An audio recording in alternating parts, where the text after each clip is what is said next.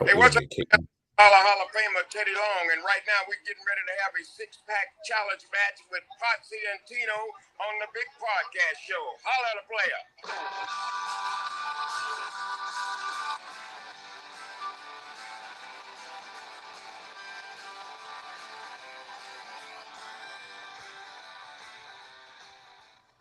Ladies and gentlemen, boys and girls, children of all ages, we apologize for being as late as we are, but we are the Potsy and Tino show. That's right. Potsy over here, Tino over there.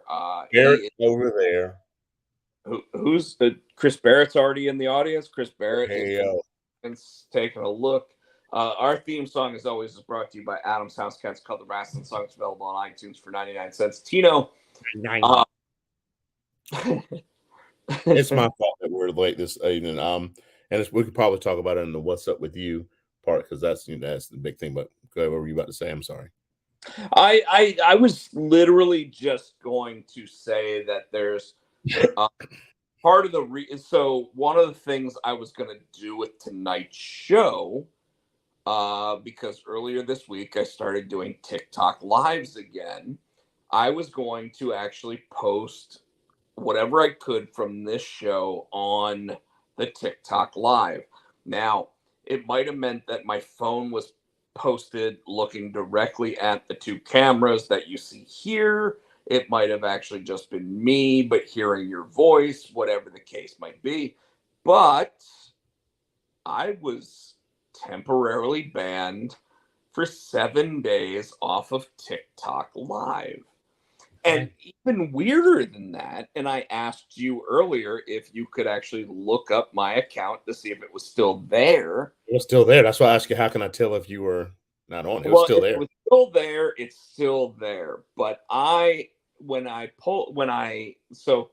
iPad told me earlier that I had new software to install for my iPad. So I installed the new software because I was trying to upload a new piece of artwork on my TikTok. Well, as it went to load that piece of artwork, it said, "You have been permanently banned from TikTok. So your artwork is only going to be visible to you." And that immediately made me sit there and go, what the shit? Well, right? I saw your artwork, so. Right. So it was a weird, outlandish TikTok thing that happened on there. But I do think I'm shadow banned. I don't think it's going to anybody that's not already a follower of mine. Either way, TikTok currently will not let me do the lives. They even sat there and allowed me to appeal it without any information as to A, what I was appealing, or B, what I would say to appeal it.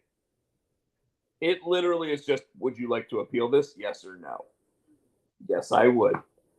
Then I close TikTok, I open TikTok back up, and there's already another message that says, TikTok has determined that your appeal was not valid and your 1 week ban stands in place. And I'm sitting here, Tino, and if you went on TikTok and you actually clicked on my little story, there's a video of me sitting there going, I don't know, I got banned.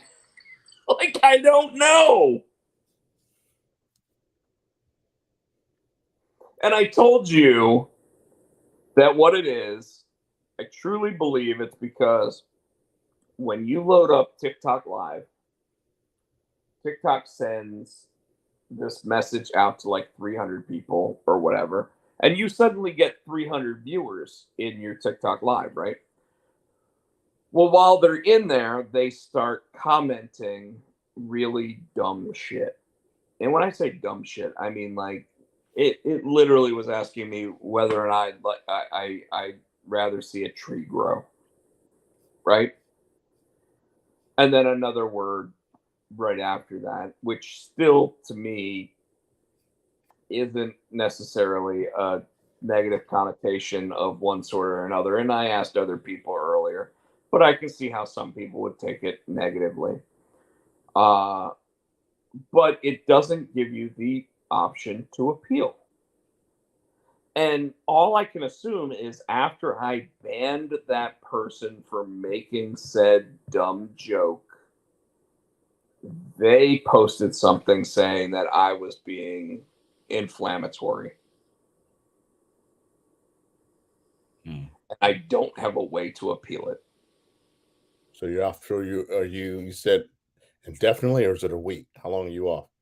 So here's what's funny about that. I was asking you to actually see whether or not I am not on there at all anymore, because if they banned me, you would not be able to find my page. But you said that you could still find my page. So I guess I am banned from live until next Thursday. So when we decide to do our show next week, we may be able to do it live both here on YouTube and with a TikTok chime in as well. But what the hell's going on with you? Apparently, not as much is going on with you. I got even more. I got a lot. We're going to talk more about what's going on with us than anything pro wrestling this week. And this is after SummerSlam, by the way. Which, yeah, so Saturday I chilled. Sunday we went over to Shabar and hung out with him and watched SummerSlam, which was awesome. Just work this week. Matthew is started. So he's already started. Excuse me. Pop Warner football, and then this week he's starting the tryouts, the warm ups for middle school, for 8th grade. He's going to play at the middle school, so he's going to be doing 2 days for a while. So we've been getting him good for that. And then I told you the reason why we're late tonight is because this week is at my church, our youth group, we do something every year called the staycation. It's kind of like the like a Bible. You remember Vacation Bible School kind of thing? Yeah, absolutely. So we do it. It's called a staycation, and it start usually Thursday, Friday, and a Saturday. Friday and Saturday, so like overnighters. Today was the kickoff, which is why I'm late, because we did the kickoff and meet and greet with the kids, and then they had carnival games and all this other stuff. Tomorrow we'll get into the meat and potatoes of it, and then it'll last all the way till Sunday. So I'm gearing up for that. And yeah, I think that's about it. I don't have any shows coming up in foreseeable, probably next week or two. I think next week I'm back in Hickory again. I got to check my calendar. But that's about the excitement, for me. So they they had one of the things they had going on today at the church for the kids, where they had the mechanical bull. Oh, so boy. I probably wore the wrong. I wore I should have worn like shorts or jeans or something, but I wore my athletic pants. Your pants, did you? You didn't rip your pants. No, I didn't rip my pants, but I got on that thing. And first of all, I was already sliding because of the material of the athletic pants. I was already sliding towards the front. So I'm on it. I lasted 7 seconds. I'm going to tell you why. I was on this thing, and it did one of those. And when it did that, my body weight shifted, and I ended up sitting on my right testicle. And I'm like, the hell with this. I let go and fell off. You get that? You remember when I did wear the wrong pants. You remember when you get kicked in the nuts by a girl and you feel like you're gonna throw up? Yep. Yeah, that's the feeling I had. I'm like, no, I'm not getting back. You know what? It's not.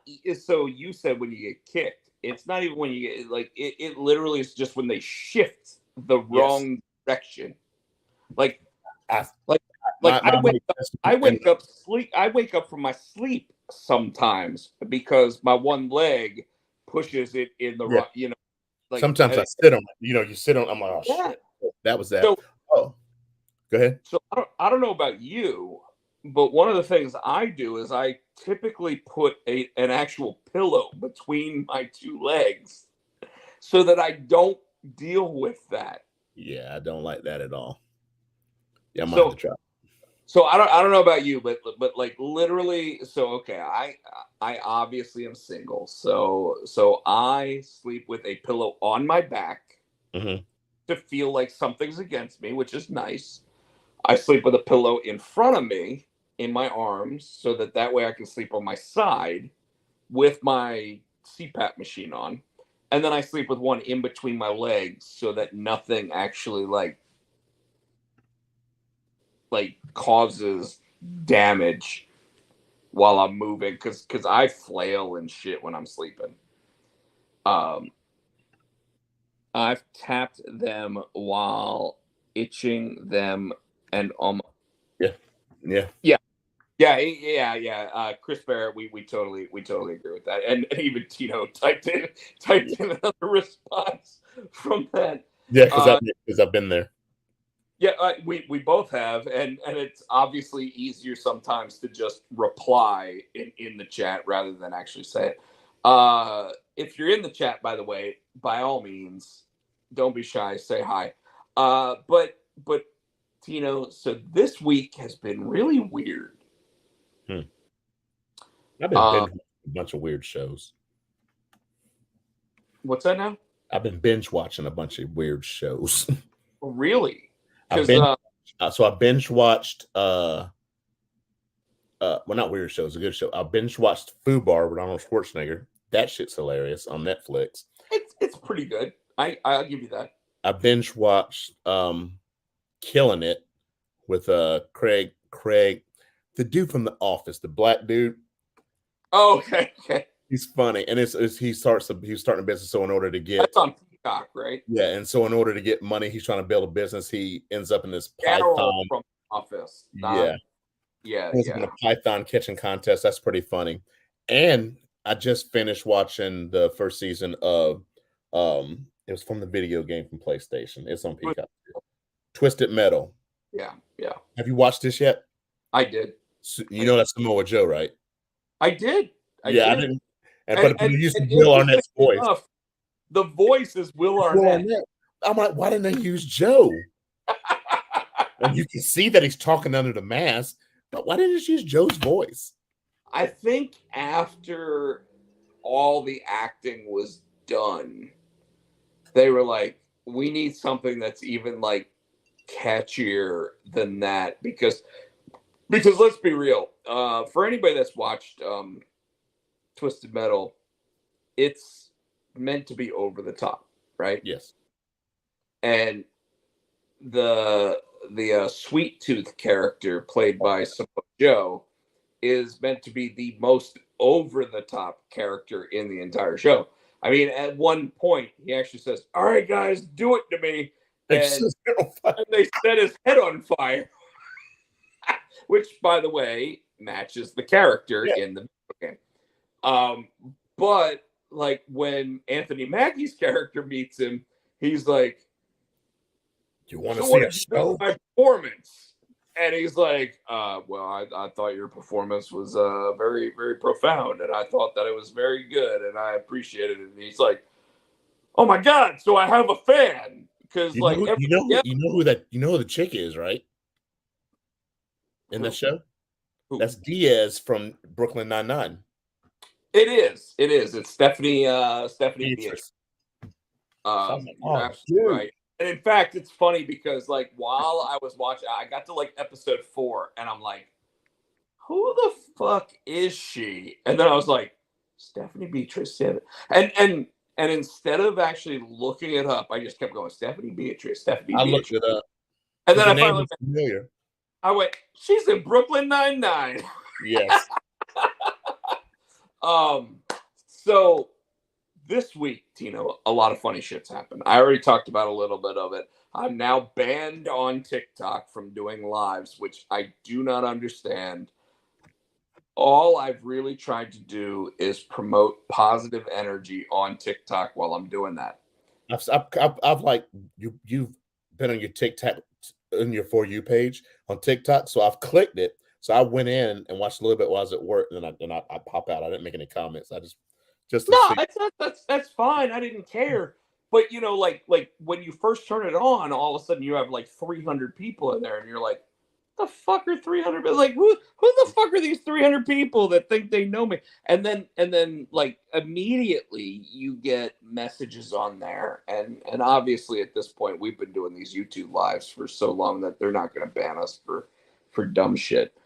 But like immediately I start getting messages and say, "What do you look for in a man?"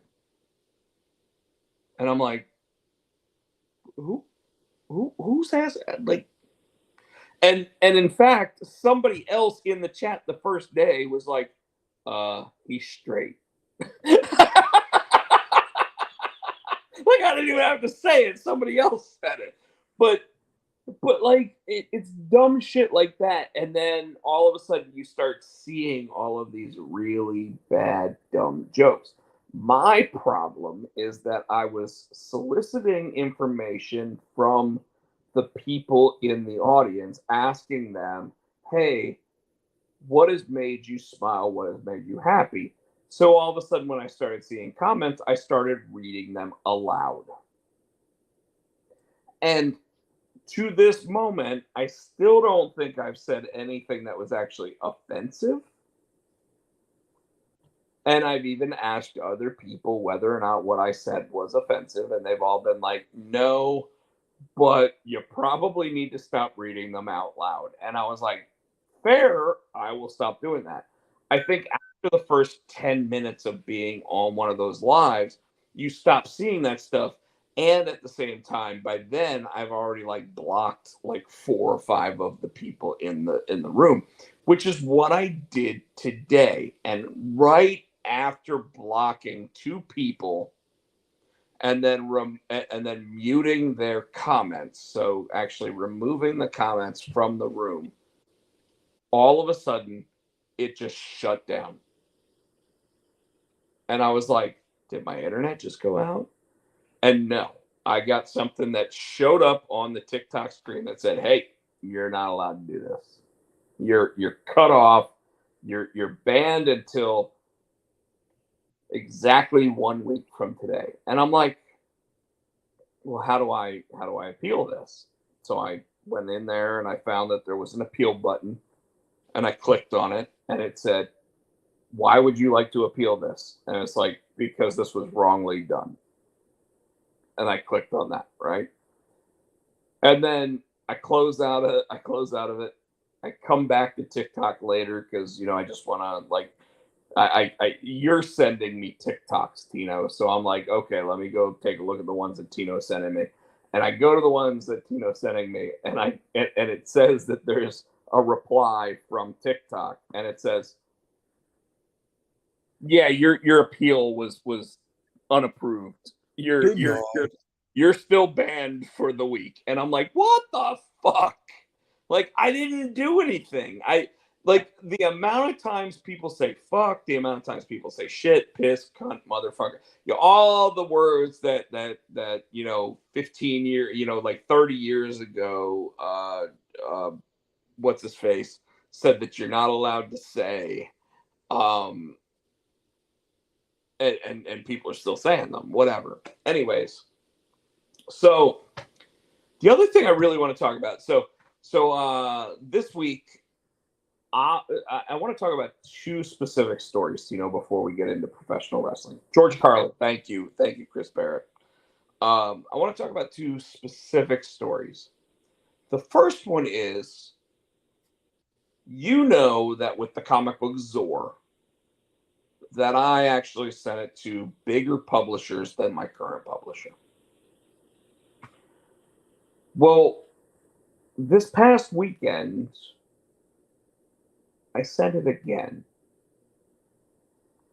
Okay? And I sent it again because a friend of mine who just recently had an Image comic book come out sent an email to his connection at Image Comics and said, hey, my buddy Rob has this really cool concept, and I think that you might want to take a look at it. That's all he said. And I was like, I immediately felt like I had to ask for permission from KeenSpot because we already announced that Zor's coming from KeenSpot, right? So I went to KeenSpot. I let them know, hey, just so you know, there's still a chance that, Image might say something about this. Well, my publisher was like, cool. I know that you were actually trying to do something there. And I still think that if you can get that, go get it. And I thought that was really cool of him. Yeah. because I mean, I've been working with them, hell, I've been working with them for 30 years at this point, but like recently for 7 years, and if we announce something, I just sit there and go, okay, let's do this.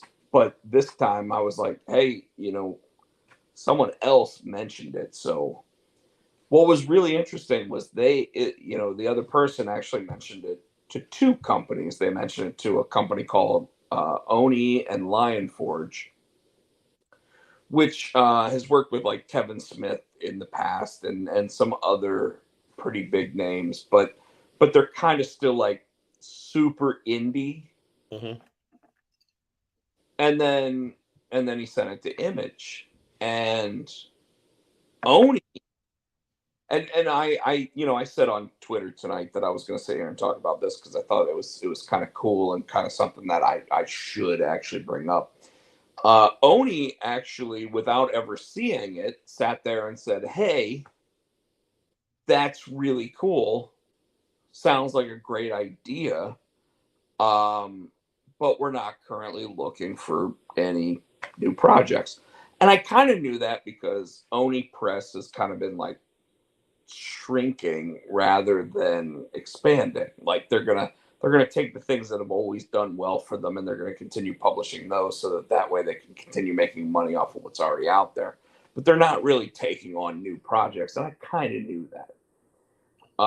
And what was funny was that one ended up going through like 3 different people trying to get to the right person, which I thought was funny because I hadn't even replied or anything at that point. I'm like, okay, like Right.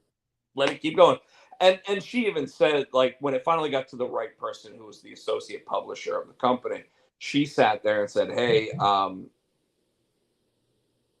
send it to me and I'll send it to the editors and they can make a decision if they want to stick their neck out or whatever and try to like get it published. We might still be able to do it, but we're really not looking for anything new. Okay, cool.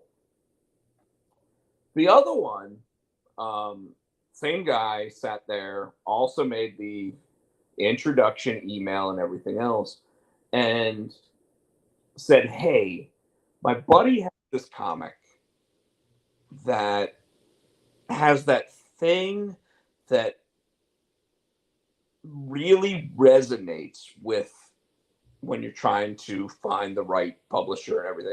Like it resonates with people because it has that one thing, right? And whenever you're talking about creativity, Tino, when you're in a song, if it's got that thing, that it's there. You know what I mean? Like you got the hook. I mean, hell, it's like the Blues Traveler song. The hook brings you back, right? Yep.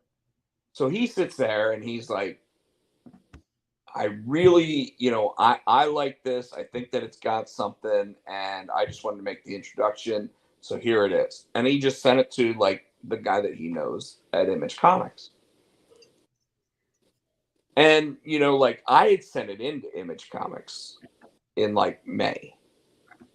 And I was like, well, if we don't hear back from Image, okay, whatever. If we don't hear back from this company, okay, whatever. If we don't, because I sent it out to a bunch of them.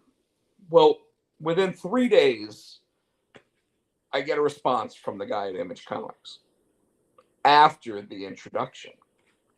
So anybody that sits there and says that this is a business of who you know, it really kind of is. It all is. However, he basically implies, I love it. I really like seeing it, but I'm not the right guy to go to about this. But he might know the right guy to go to about it, right? Well, and he admitted he knew exactly who the right guy was. But the right guy is the one guy that I'm intimidated to sit there and send an actual email to directly. Because he's the publisher of Image Comics. Go for it, dude. So, and you know what I did? You chickened out. I sat there and said, fuck it. You did? I did. I said, fuck it. I sent an email directly to the publisher of Image Comics with the first issue and the pitch deck And this was 2 days ago, and I haven't heard anything back. Sure. Now at this point, I also did not include in the email tree the other two people. I did not include my friend who was making the connection, and I did not include the guy with the imagecomics.com email address because I did not want him to get fired. Good point. I literally was like, hey, my friend, this guy who just had a book come out from you guys, said I should connect with you. Here's the information. His connection to your company also said I should connect with you, but I'm not going to post who he is for obvious reasons. But overall, I joked with Michael, the artist and co-creator of Zor.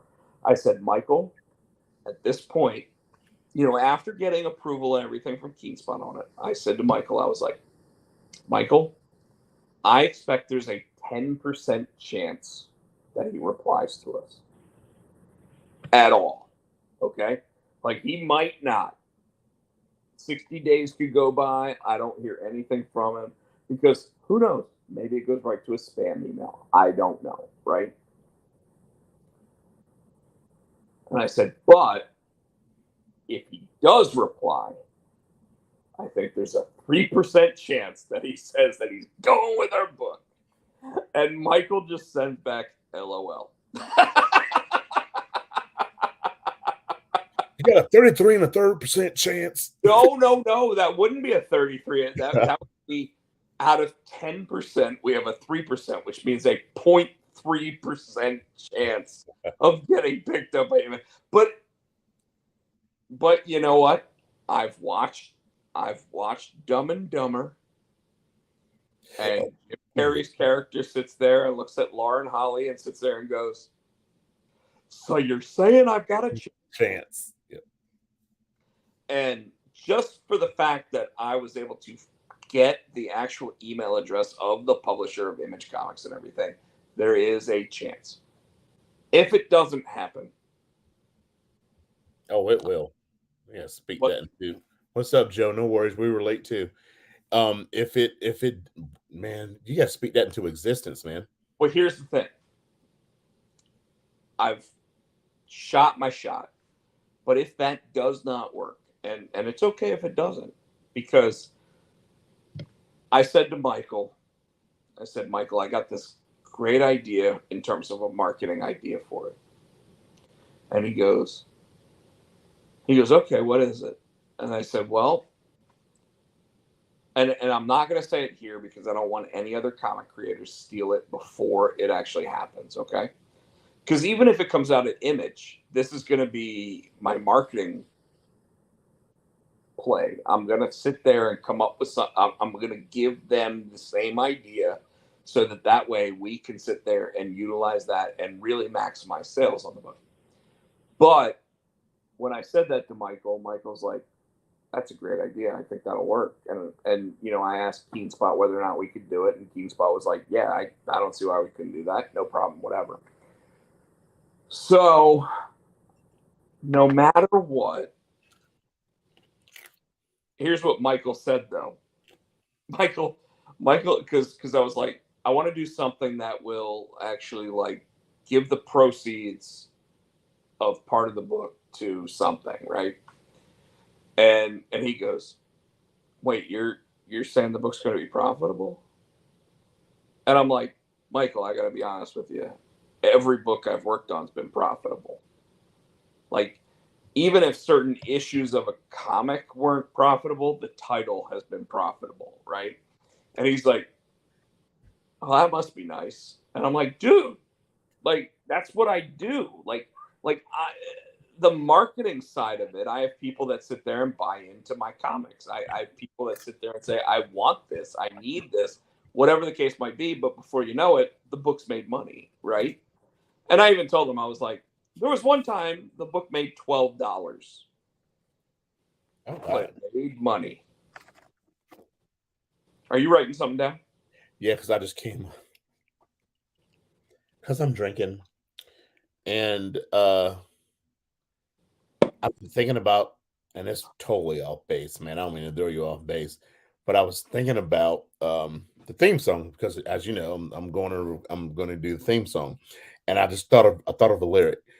Gonna do a theme song. What I'm thinking I'm going to do is because you're Irish, I'm gonna do it like an Irish jig. No, you are not. Huh?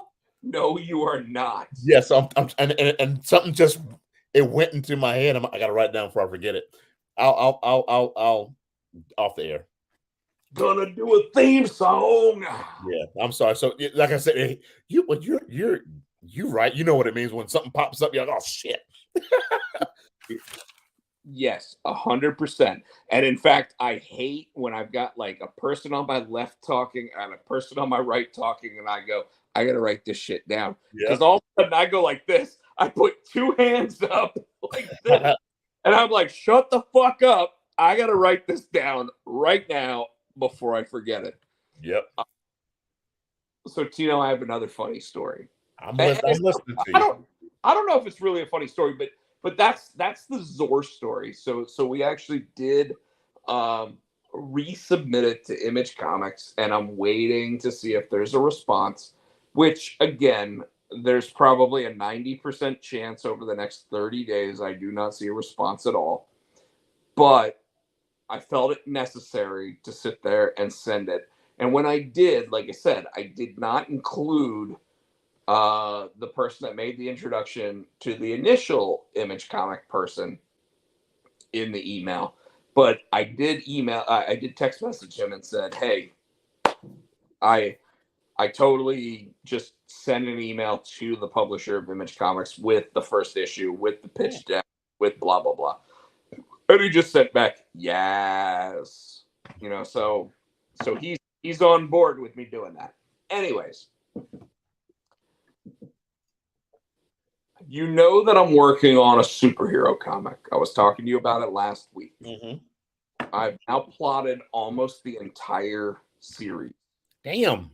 Last week I think you had the first the prep. Yeah, something. You had a lot done last time. Last week you were telling me. Well, I had the premise done last week, and then my buddy Daryl, okay. Let me try to and I have this new bourbon that I really want to drink, and you see how dark it is, right? Mm-hmm. This thing is when I looked it up online, it's called Sibling Rivalries. That's funny. Which I thought was funny. My brother-in-law gave me the bottle, and it's called Sibling Rivalry, right? But the bottle, I can't find it online, and the only ones close to it, there's a $90 bottle and there's a $199 bottle that are from the same makers. So I'm like, did he give me a $200 bottle of bourbon and he doesn't even know it? Like that kind of thing, whatever. But anyway, so I haven't even taken a sip out of it because I want to tell the story before we dive into what we both saw pro wrestling after SummerSlam. Anyways, so I've talked on this show multiple times about a comic book that I wanted to do called Recessive, right? Where it's basically about the two strongest superheroes in the world, and they have a kid, and the kid has no superpowers. Yeah. So I've talked about that. Well, after watching the show A Million Little Things, which is all about like two of the characters having cancer and having to live with it, and all of a sudden, like towards the end of the series, one of the characters ends up dying from lung cancer. I started having weird dreams because like I was really invested in I watched 5 seasons of the show in 3 weeks. So I really banged out the entire series, and I cried like a little baby watching it. Joe, come on, Rob, gotta put some ice in that glass. Bring out more of the flavor. No, sir. No, sir, this is not a 60% bourbon. This is a 50% bourbon. This is one that you sniff it, you sit there, you put it on your tongue, and you let it sit there for a while, and then you finally take it down. Trust me. Apparently, this was part of a 3-bottle special thing, and one of the bottles was like 64%. And I literally looked at my brother-in-law yesterday before he drove back down to South Carolina, and I was like, that 64%.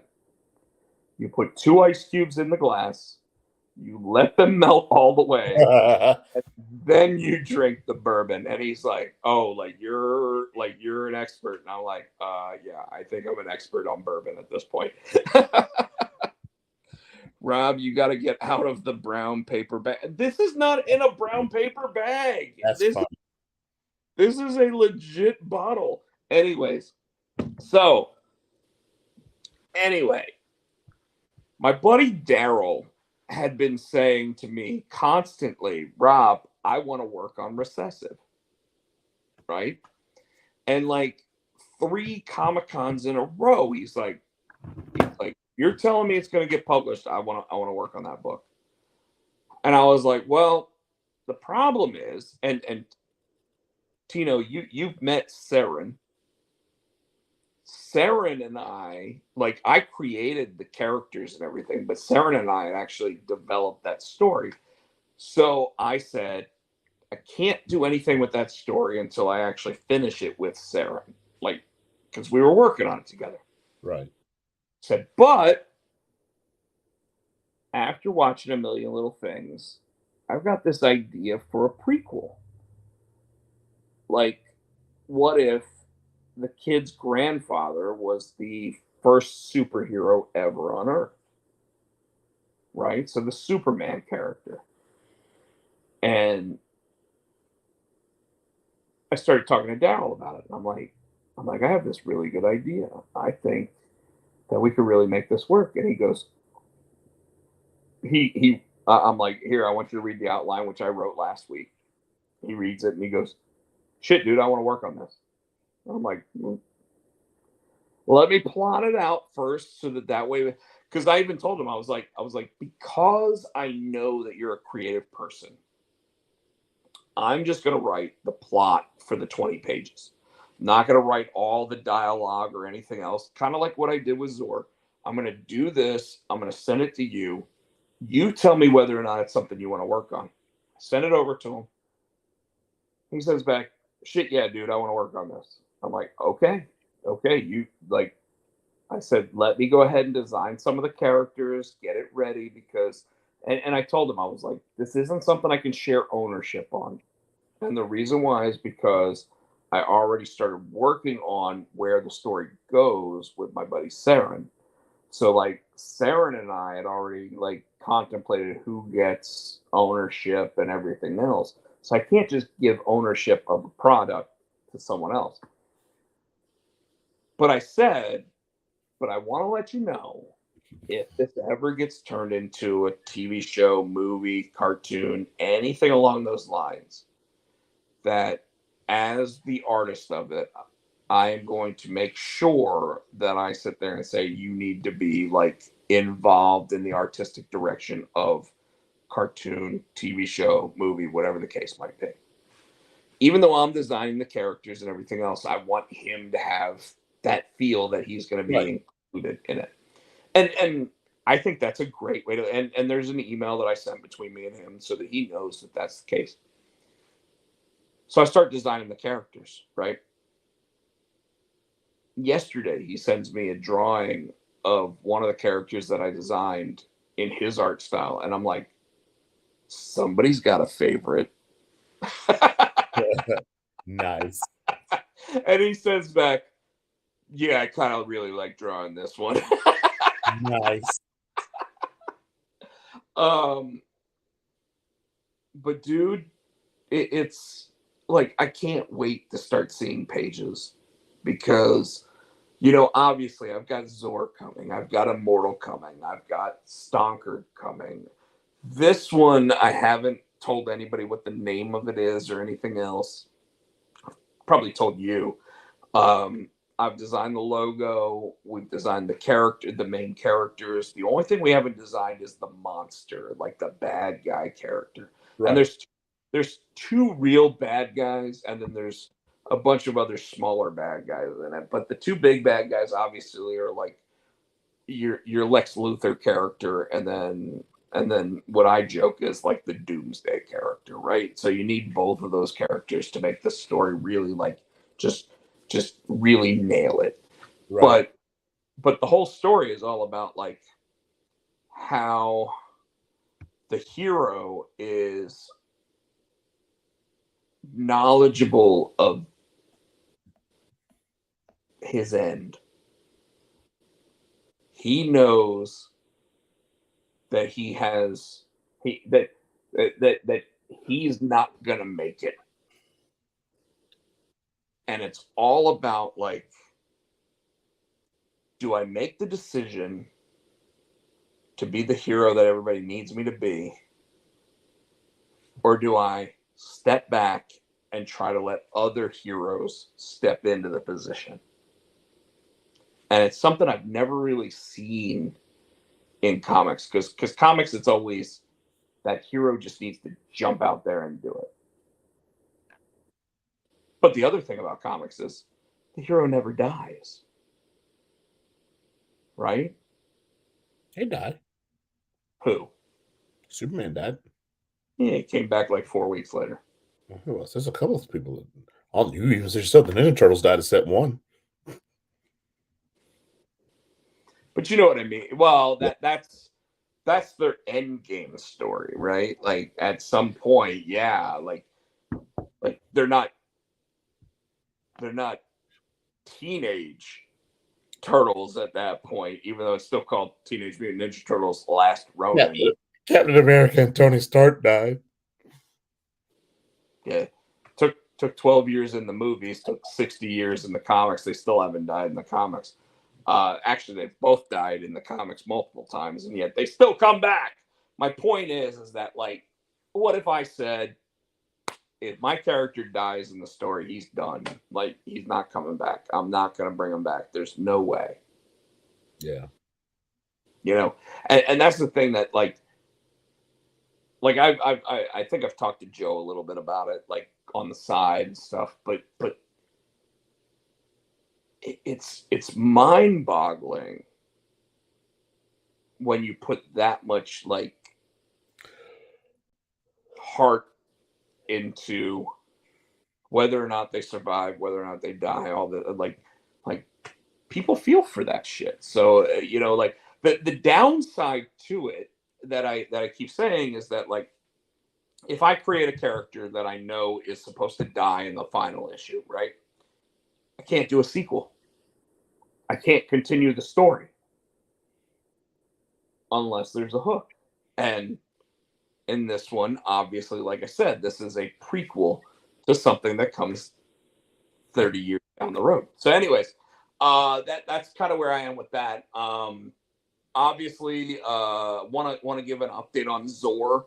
Michael is now done the flat coloring, so now he's going to do all of like the special effects and the color separations and everything else. So I expect to possibly see Zor #2 by the end of the week. I'm pretty fucking excited because everybody's seen the artwork, has been blown away. So, Tino, that's what I got going on. And now I'm going to try. So, Joe, no ice cubes because that's not how I do bourbon. It smells so good. Smells like a caramel candy bar. But Tino, where do you want to start when it comes to pro wrestling? Let's just start it. Let's start on Friday Night SmackDown, and we'll work our way up. Do we want to talk about SmackDown, or do we just want to go right into SummerSlam? Well, I think in SmackDown there's still some setting up for SummerSlam in there. There was, but I'm hoping everybody watched SummerSlam. Huh? I said there was, but I'm hoping everybody watched SummerSlam. All right, well, we can skip. Oh, we can go straight to summer. Then you say you want to say something about Collision last week first, didn't you? Oh, so yes, but Collision was the same time, same night as SummerSlam.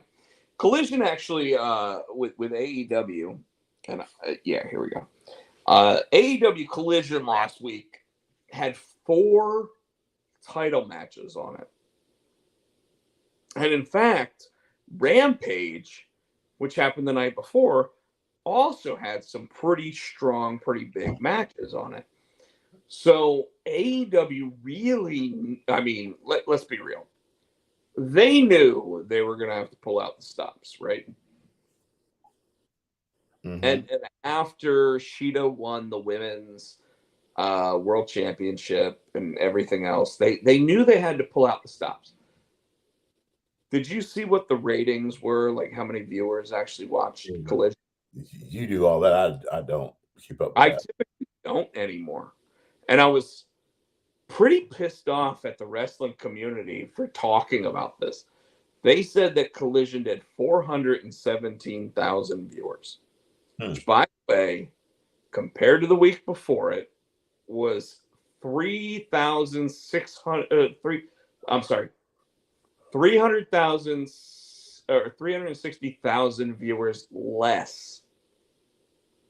Oh shit! Than the week before. Well, why was it?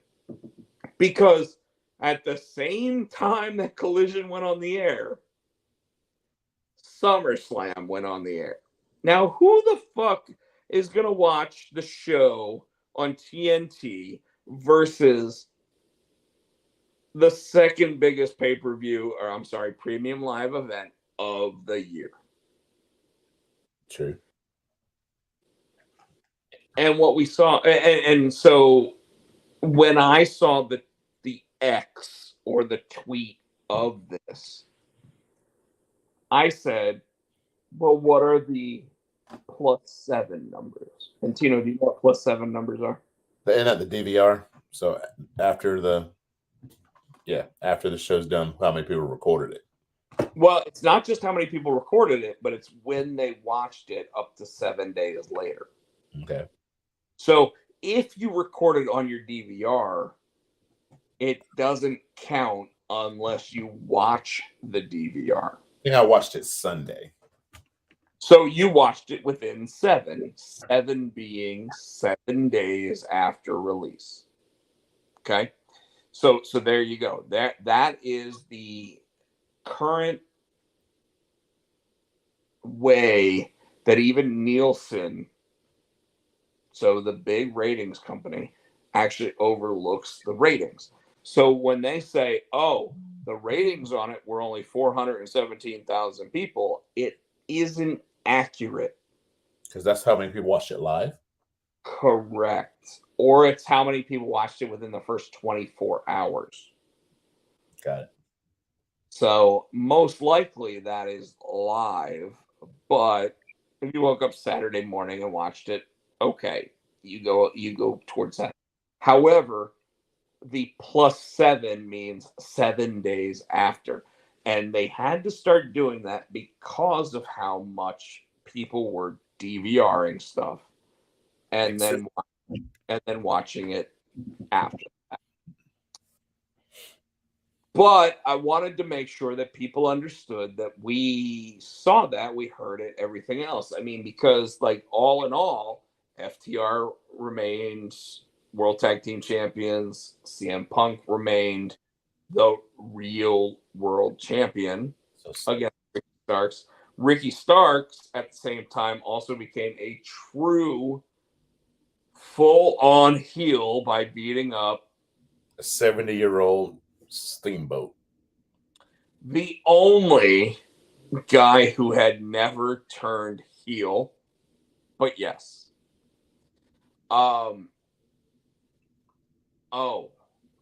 I didn't. We didn't talk about this, and we haven't typically talked about this all week or all year. But did you see what the Dark Side of the Ring episode was this week? Did I? No. Marty Jannetty. And they had Marty Jannetty actually speaking on his own behalf on the episode. The week before that, by the way, was 2000 Bash at the Beach, Hogan and Jarrett. Oh, that's where he left, and Russo in the middle of the ring went off, and Hogan came back and laid down and said, this is why this company's going down the toilet and all this other stuff. Dude. I watched the whole episode, and the whole time I'm sitting there like, so wait, they just said that Hogan missed out on all of that, and then Hogan got paid somehow, because apparently Hogan sued, and Hogan ended up winning against Time Warner. Yeah. After they breached his contract, apparently, which is pretty weird. But dude, I listened to Jim Cornette after. Oh God. And the Jim Cornette after thing, he was like, let me tell you how funny this fucked up shit is right here. These motherfuckers don't understand what. And so, just so you know, the three people that they talked to, it was Bischoff, it was Russo, and it was Dave Meltzer, right? So, of course they talked to Meltzer. So Cornette is like, Russo can't stand that motherfucker Bischoff. Bischoff can't stand that motherfucker Meltzer. And Meltzer can't understand and can't fuck around with either of those two motherfuckers. So let me just tell you that these motherfuckers don't know what the fuck the motherfuckers are saying.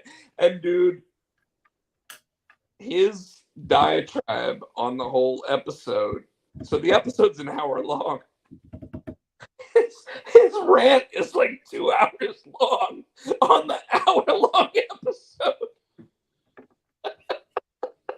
They should have never gave Cornette a mic.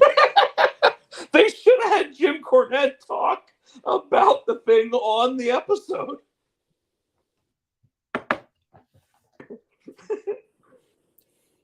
Like, there's a spot in the Vince Russo part where he sits there and he says, when I was working for WWE, when I was writing for Raw, I knew what I was making, but then when we added SmackDown, I asked for more money and Vince McMahon said no. So that's when I signed a contract with WCW. And Cornette's like, this dumb motherfucker doesn't realize that when you work for Vince McMahon, you're getting paid to just put the programs on the air. It doesn't matter how many programs there are. It doesn't matter who the fuck you are. You're just going to do the work that Vince McMahon says that you're going to do. And when you ask for enough money to buy a house, Vince McMahon's going to sit there and tell you, I already pay you enough to buy a house. Yeah. Yeah. So honest to God, listening to the whole thing, you kind of had to weed through the bullshit on that episode of Dark Side of the Ring, but it still made me laugh because the whole time they literally have Russo and Bischoff both saying, we had agreed to a finish on the match, and Hulk Hogan was sitting there saying, I'm leaving the title. Not doing it, brother. Brother.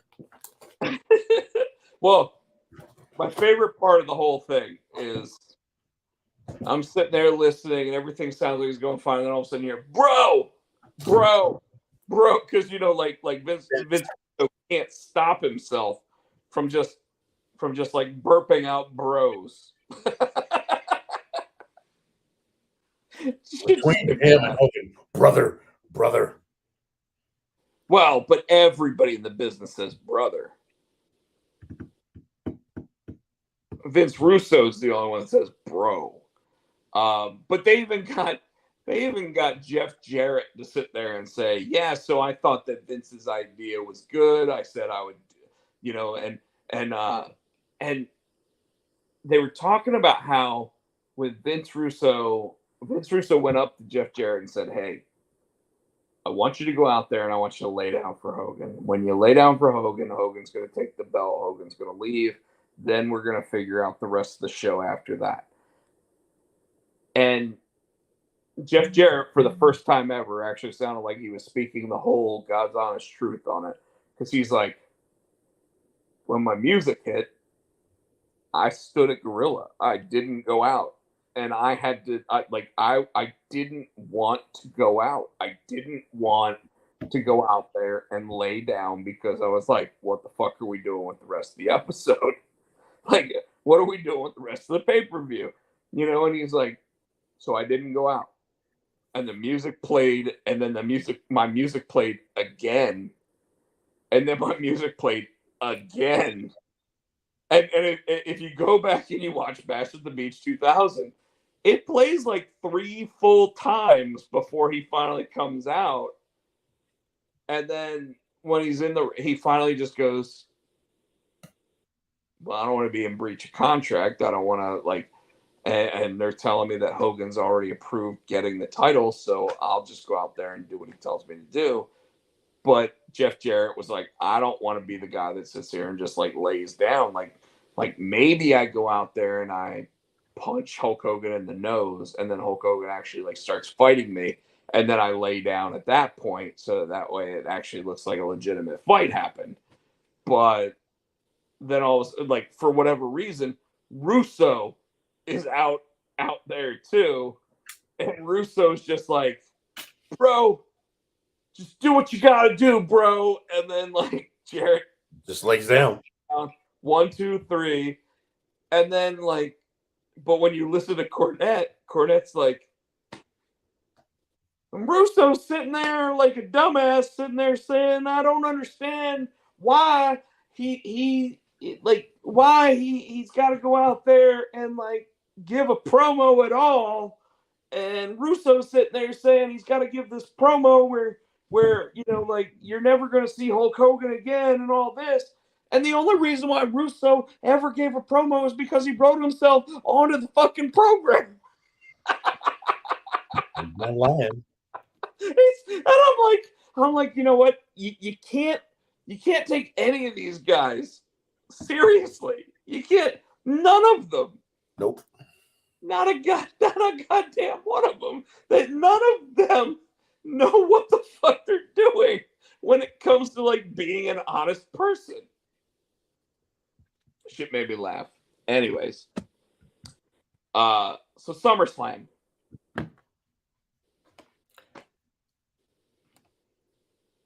What'd you think of it? What grade would you give it overall?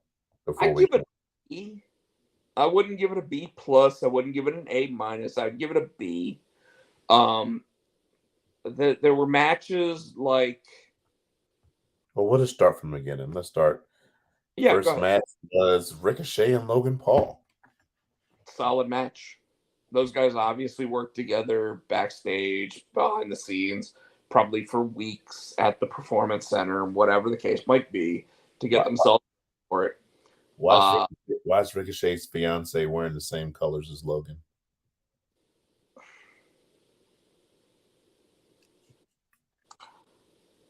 Graves even pointed that out too. Maybe they wanted to signify something, but I don't think it means anything. I don't either. I was just being stupid. No, you're fine. The Spanish fly spot from the apron. On Bleacher Report, they mentioned that. Yeah, that was nasty. Some of those spots you're looking at you're not going to live tomorrow. That looks like that hurt. So, honestly, here's how I feel about a lot of that stuff. I don't feel that they practice that stuff at the Performance Center, right? I think they said, do you think you can do this? Logan was like, yeah, I think I can do that. And then they said, okay, based on everything that we did work on in terms of stunt diving and stuff like that, yeah, I think that you can do that. Let me protect you. Let's do this. Here's the difference. Here's the issue with all that. Ricochet is a smaller guy than Logan Paul. Yes. And I don't think a lot of people take that into consideration. I don't think WWE took that. I don't think Ricochet took that into consideration. I think that this match came about a lot faster than you would have normally thought because, I mean, yes, they'd been building different Ricochet and Logan Paul moments, but at the same time, like, it still felt kind of like LA Knight might get that Logan Paul match, Mhm. and then it didn't happen, right? So they probably had 3 to 4 weeks to build this up, and due to that, I feel that really played a factor in it. However, it was better than their Money in the Bank performance.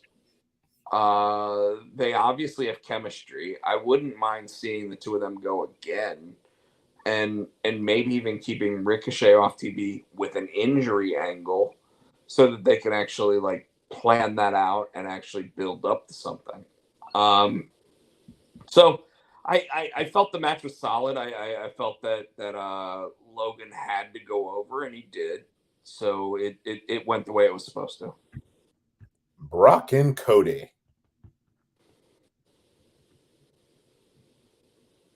You go ahead.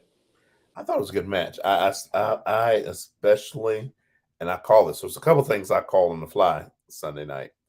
I called 3 Crossroads, and that's what it was going to take to beat Brock, and it took 3 Crossroads to beat Brock. I was Let me ask you something there. When it comes to 3 Crossroads,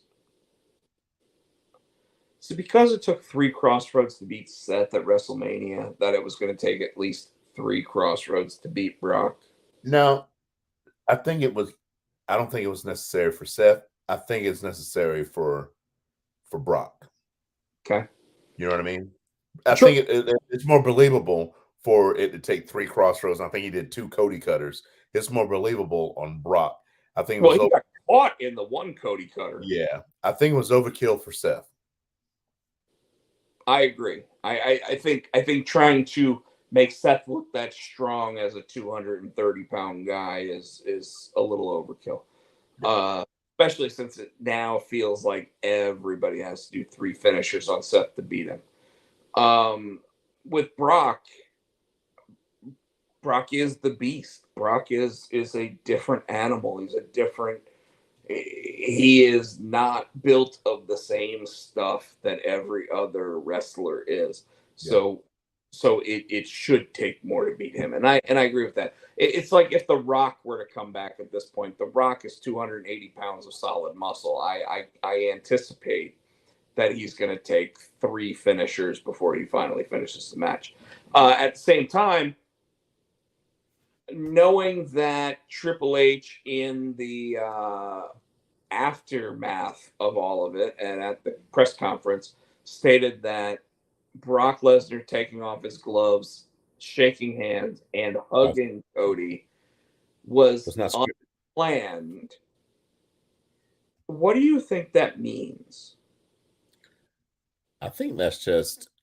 Remember when I told you that Cody was losing too much for me? You know what I'm saying? He was, as in losing matches, too much for me. I don't know if that we didn't. He lost 2 almost, matches. he lost more than 2 matches, big matches. He was still losing. Yeah, if you go back and look at his record, yeah, he's lost matches he shouldn't have lost. WWE? Yeah, go back and look at it. But he and he, I don't know if he was getting stale. No, I think he's lost more than 2. I think he needed that. He needed that. It was half passing the torch, but we know now that Brock's not really leaving, and I think that was Brock putting his stamp on him. Well, first, just to tell you about the losses. He lost to Roman at WrestleMania 39. And he lost not a Backlash, but he lost the second time Money in the Bank to Brock Lesnar. 2 losses since coming back to WWE. That's it. Same time. What I worry about right now, Tino, is I know that WWE wants to keep Cody hot until WrestleMania 40. And I know you're looking up, but he's only lost 2 matches. He's only had like 7 matches. Continue what you were saying.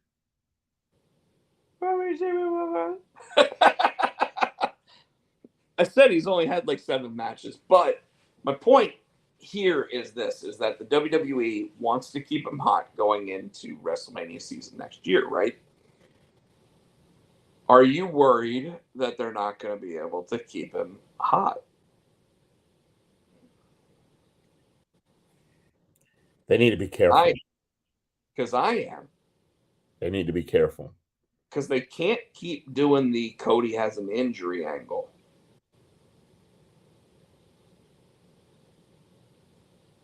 No. All right, stop looking up whether or not he's got more losses. He has 2 losses since joining the WWE. Okay. But anyway, they need to find somebody to, I don't want to say worthy, but they need to find somebody to keep his streak going, to keep him hot going into WrestleMania, because you still got what? This is only August. WrestleMania's in April. They've got a long way to go. They don't want him to get stale. So he's got to find somebody worthy, or a couple of opponents worthy enough to, you know what I'm saying, to keep him going. So all right. Let's get back to the SummerSlam card, because they're going to keep him away from Roman into WrestleMania. So that's the way we know we're going for. So who is, like I said, we said possible Gunther, but I don't think they're going to put a mid-card title on him yet.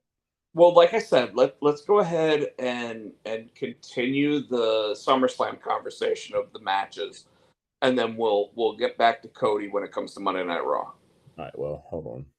I gotta go back to that page. SummerSlam. So that was Cody.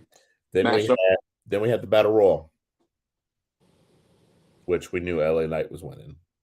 But we didn't know that LA Knight was winning based on how they had booked him all year long. But yes, we knew that LA Knight was winning. They were booking LA Knight to win because so many people were pissed off he didn't win that US strap. You knew LA Knight was winning that Royal Rumble. It was weird, though, because, obviously when you win the night before the pay-per-view or you win the week before the pay-per-view, you typically don't win the pay-per-view. And yet he won both. They weren't fucking with that. You know what I'm saying? They realized they fucked up that when they wanted Ray to win the Royal Rumble and he didn't. You know what I'm saying? They realized LA Knight's hot right now. They know they're getting backlash over social media, which they probably don't give a shit, but they know they're getting backlash about him not winning that US. It's not that they don't give a shit about it, but what's weird about it is this to me. Tino won the US strap, or the chance over US strap. I'm with you. I agree with you. I think that the thing that I find interesting is that all this stuff online says WWE thinks LA Knight is too old.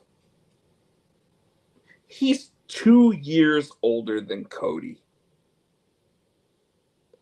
He's 4 years older. They're looking for reasons not to push him because he's a year older than Roman. He's not too old. They don't want to push him, so they're looking for excuses. And like, I don't know. I watched the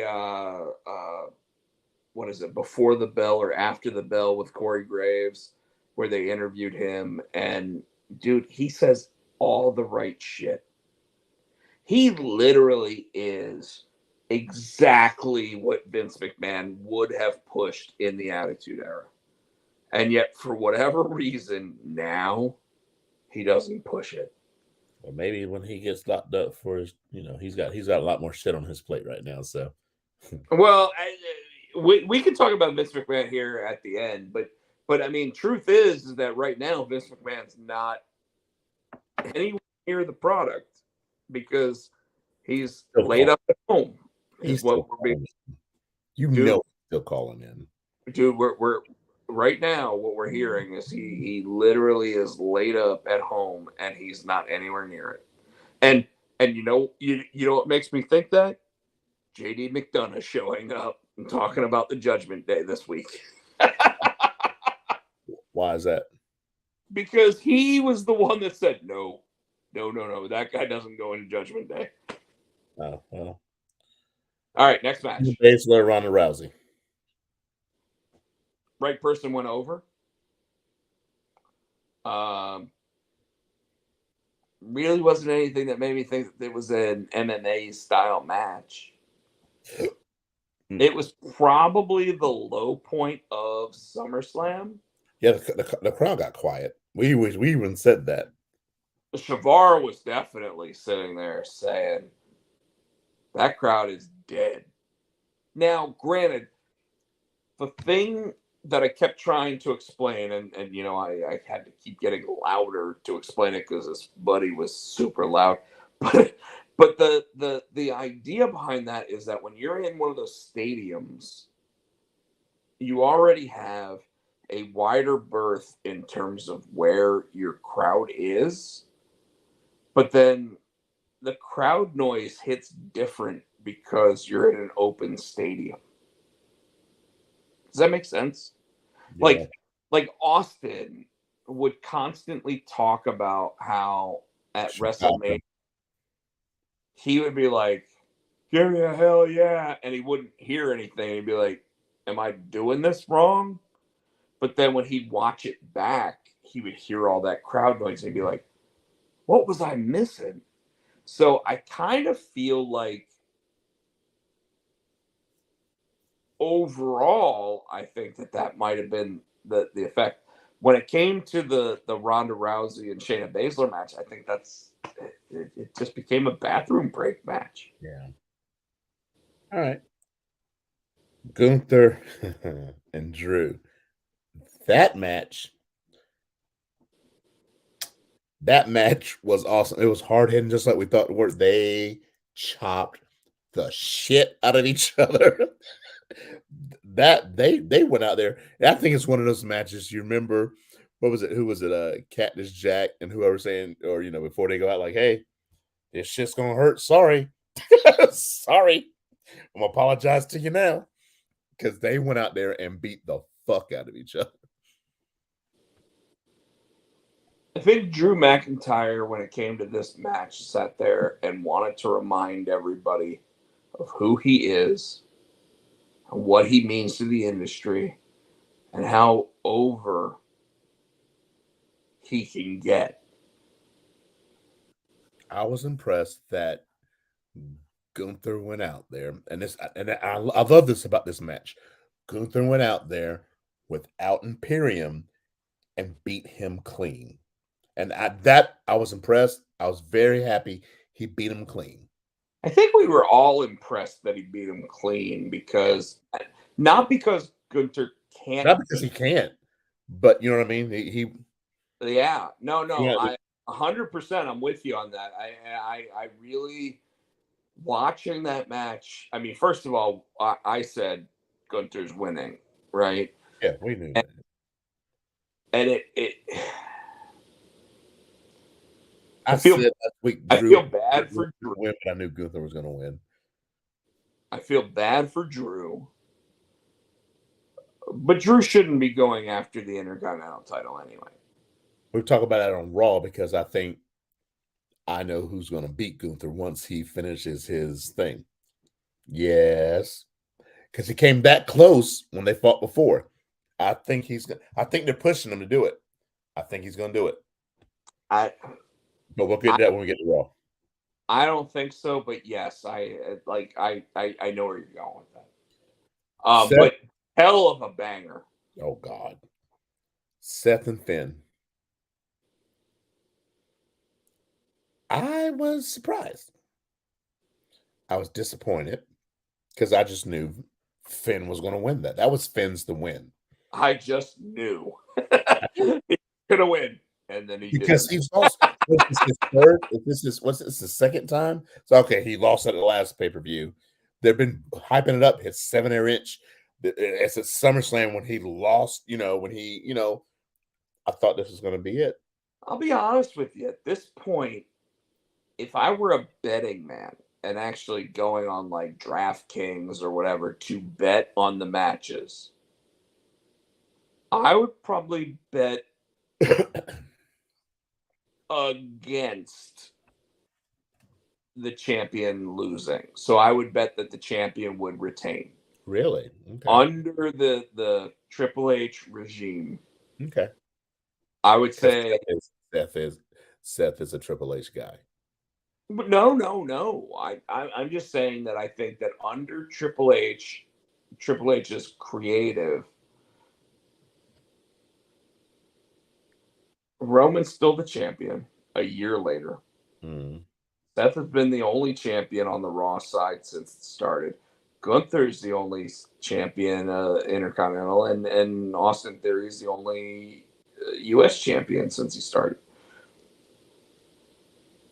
When you look at all of that, and it was a week after Triple H took over, by the way, that Austin Theory won. But the only titles that have changed hands have been the tag team titles once, the women's tag team titles multiple times because they're cursed.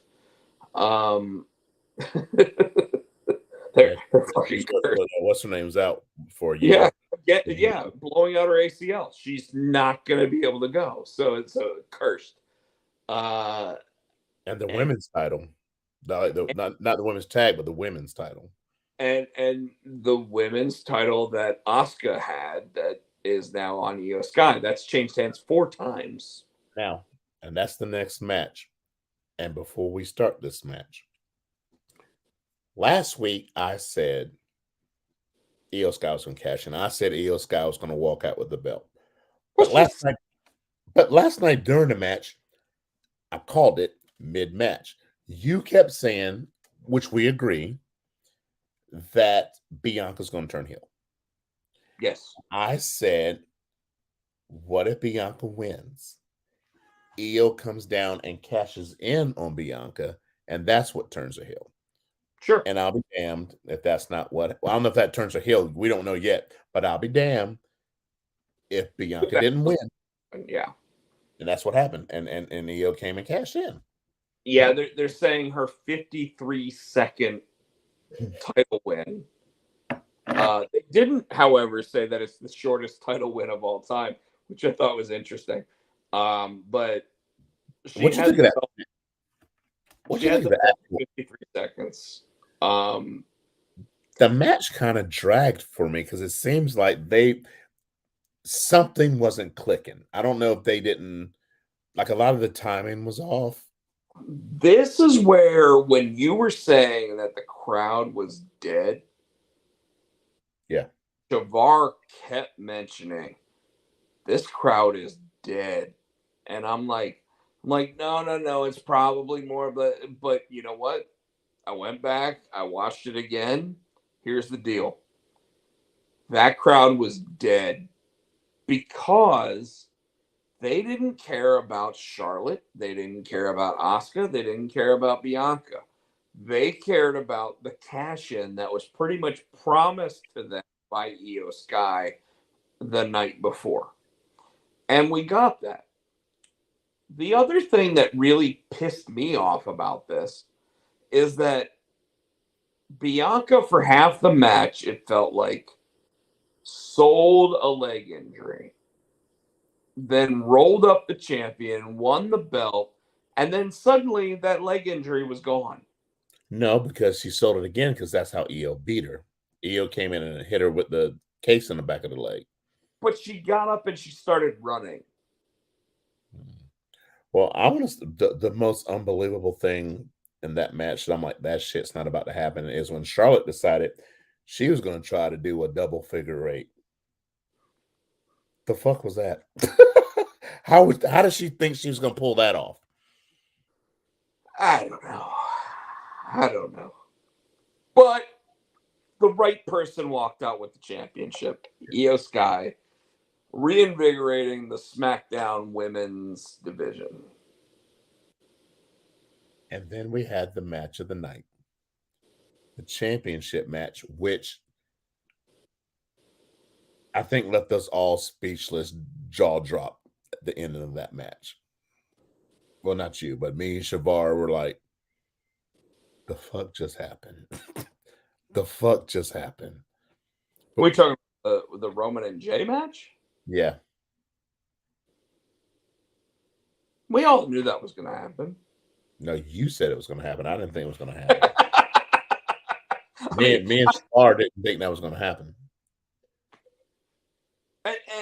And to the point, tomorrow they're already claiming that Jimmy Uso is back in the fold, and I don't think he is. I think he's going to sit there and say, my brother never visited me in the hospital. Because of that, I knew where his That's thing too soon to was. That's too soon to play that storyline. They just did it with Ciampa and Miz. They always play it. That's too soon. It's worn out. If they do that, it's worn out. Where it's really going to play in is I'm the older brother. I'm the one that should be becoming the next tribal chief. And that's where the loyalty shit is going to play in. And that's where they're going to end up having, like, I don't think Jimmy Uso rejoins the bloodline. I think Jimmy Uso sits there and says, I'm next in line to go against Roman, which causes Jimmy versus Jay. Okay. I mean, we'll find out tomorrow, obviously, but I won't find out till Sunday when I can watch everything. But you know what I mean. Yeah. And that's it. All right. So other shows. Go to Raw. Where is it? I don't see Raw. There it is. Monday Night Raw. So I got to be honest with you, Tino. I tried to watch Raw 3 times. You know what happened? My DVR did not record it. And when I tried to watch it on Hulu, for whatever reason, played every episode for the last month of Monday Night Raw, but would not play Monday's episode. Yum. All right. And I don't know why. Cody Rhodes started out in the ring. Okay. He was, just out there. Minneapolis, what do you want to talk about? He was putting over Brock. Hey, guys, what do you want to talk about? Sure. Over Brock, he's putting over the SummerSlam, and all of a sudden, Seth comes out, and you think that they're going to go at it because Seth's like, shit. Let's run it back. Yeah. Okay. They're trying to run that back, but they got interrupted by the Judgment Day. Who? The Judgment Day. Who comes in? They surround the ring. It's Finn, Dom, and Mommy. They surround the ring after words are exchanged. Finn comes in from behind, attacks Seth. Dom attacks Cody. So then there's the 4-on-1 beatdown. Sami Zayn comes out, makes the save, Cody makes a match. There's 3 of you, there's 3 of us. While we do this in a 6-man. Seth. Hold on. Wasn't it Shinsuke that came down? Wait for it. Okay. So it was. So he said let's do a 6-man. Seth gets pissed off because he doesn't want to be on a team with him. Blah blah blah blah blah. So right now, it's Sammy, Seth, Cody against Finn, Dom, and Priest. Right. So we go on with the show. Blah blah blah. Number 1 contender, Fatal 4-Way. This is the match that's for who's going to meet Gunther. It is Ricochet, Riddle, Ciampa, and Gable. Hell of a match, from what I heard. Gable showed up and showed out. But it was a hell of a match. It was a hell of a match. So like, Gable, let me ask you, did it feel like an NXT main event from 2 years ago? Yes. And that's what I was about to say. Yes. Okay. So Gable wins that. Cody's talking to Sammy backstage. Seth comes up. They start arguing. Sammy gets in the middle of them, like, hey, let's just get along. We got to do this match. Shinsuke goes against Bronson Reed. Big Bronson Reed. Big Bronson Reed. I don't know why Big. you can't look at him and tell he's big, the big bastard. Bronson Reed is pretty much taken to Shinsuke. Shut up. Shinsuke manages to get him down. He hits him a Kinshasa in the back of the head, kicks him with a Kinshasa from the front, pins him. So it takes 2 Kinshasas to pin him. So he's not so. Huh? So he's not so big. So Shinsuke wins that. Which sidebar? Sidebar. like we're doing a case for like the. I'm watching NXT Tuesday. Nicole's reading, right? She's got her tablet. She's there next to me. And they were talking about Shinsuke. And she stops reading and she looks at me and she said, "Did they just say shit stain Nakamura?" Dude, I had to pause the show. I laughed about that shit for 10 minutes straight. She says shit stain Nakamura. How have we had to have said that before? No, I don't think so. She said that shit, dude. I laughed for 10 minutes. I had tears coming out of my eyes. And she was laughing at me, laughing at her. Because she goes, because the way she did it, because she was reading, also she goes, wait a minute, wait. I'm like, what? Did they just say shit stain Nakamura? That was it. That was it. So see? Well, it's because it was mommy that said it. So yeah. I shit stain Nakamura. But anyway, so I'm calling that from now on.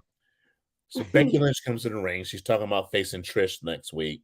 Her damn even though they didn't blow that off of SummerSlam. Yeah. So Trish's protege with the Adam's apple, Zoe, came out. And she's talking shit. And while she's in the middle talking shit, she goes, "Yeah, I'm the baddest bitch." She fucked around and found out because as soon as she said that, Baszler's music hit. And Baszler came out with a big ass black eye. And then Becky's like, "Yeah, you don't look too good, Shane." And Shane's like, "Yeah, you should see the other one. The other, And she talked about how she care no more. Yeah. Yeah, she said talk about how she ran Ronda out, and it ended up being so Trish and Shane got in Zoe's face like, "Oh, did I just hear you say you were the baddest? Now, say it again to my face." And here's Trish and "Oh, well, you two sound like you got something going on. So how about we have the match? And Adam, you come out from the back and you make it official." And of course, Scrap Daddy came out, made it official, made the referee come out. Dana proceeded to beat the fuck out of Zoe Starks and submitted her. And so that's how that match went. Finn Balor's backstage talking to McDonough. Priest comes up and tells McDonough to go away because it's Judgment Day business. Like, you just go away. And Balor says, "No, whatever you got to say to me, you can say to him." I'm going to stop you there because during this whole exchange and everything,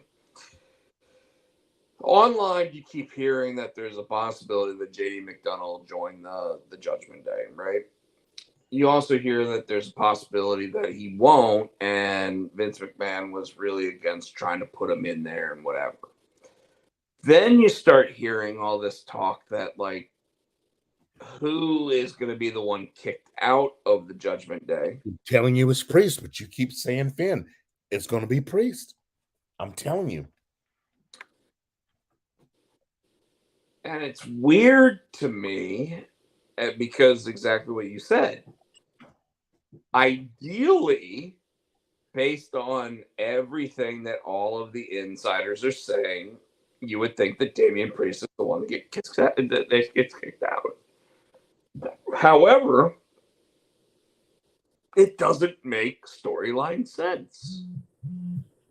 Why?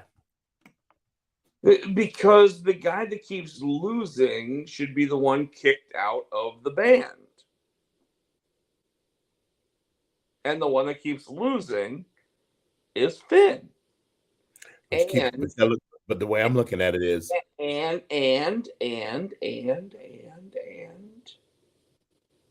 Finn can succeed as a babyface.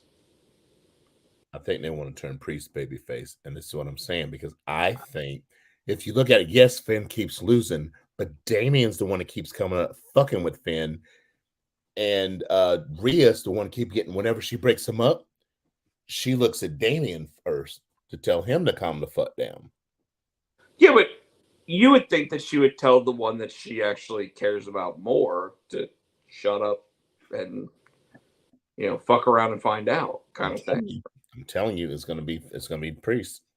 I think you and I are gonna have a dollar bet on this one, because ultimately I think it's still gonna be Finn that gets kicked out and becomes the babyface, and they just keep implying with everything that it's gonna be Priest that gets kicked out. I don't know. All right, so anyway, after Zoe with the Adam's apple gets shit kicked out of her by Shayna. Dude, you can't say stuff like that. She's got an Adam's apple, though. I mean, Nia Jax is in the women's division in AEW. You can't say that. Okay, so Brian Saxon is backstage talking to Shinsuke. Byron. Yes, so he's getting so Nakamura's shit stain is saying how he's tired of people, you know, getting in his way while Probably they're having, by the way, but I'll allow it because it's funny. While they're having this conversation, you hear sounds of pipes being knocked down. Madonna JD has attacked Zayn and fucked Zayn up and messed up his elbow, which is why Nakamura went up to Rollins. I got I'll be your partner in my playground. But so Otis is backstage with, and I'm the one getting canceled on TikTok, but go ahead. Otis is backstage. So no, Maxine Dupree's backstage. Oh yeah. Maxine, and so Kaiser comes up and he's kind of like hitting on her, and she's like, no, no, no. And so she slaps him. He turns, you know, she gets slapped. He's like, and when he turns back to say something, Otis is in his face. And then he challenges him to a match. So yeah, he's got to face Otis now. Kaiser wins that match, doesn't he? Yeah, because Vinci came down and helped him cheat. I'm going to win this match against this oversized. Yeah. Anyways, I'm trying to figure out. Oh, Miz TV. So this Miz TV happened because earlier in the show, backstage segment, Miz came back. He's on his phone and and then one of the backstage crew came up and told him he'd have to wait for a minute. He goes, "Excuse me." He goes, "I'm the Miz. I don't wait. Who am I waiting for?" And and she points, and he looks, and it's LA Knight getting his picture taken, and the Miz can't stand it. So later on, they have Miz TV, and he's talking shit about LA Knight. LA Knight comes out. He, Miz just went to go try to shake his hand. You know, he shakes it. He tries to put a move on LA. He tries to put LA Knight in the skull crushing finale. Knight reverses it, hit him with the blunt force trauma. And then as the Miz is laying down, he did old Stone Cold. He started shitting his face and he took his hand and then he shook his hand while he was knocked out. And then he left the ring. Oh, you gotta, if you get a chance, you gotta go back and watch this, man. I will go back and watch it. Miz told LA Knight that he was an Attitude Era fanboy playing cosplay. Yes. I'm glad you brought that up because yes. Oh, you saw that part? No, I heard that part. Yeah. That's all that matters. I didn't have to hear him say it. to know how hard that probably hit.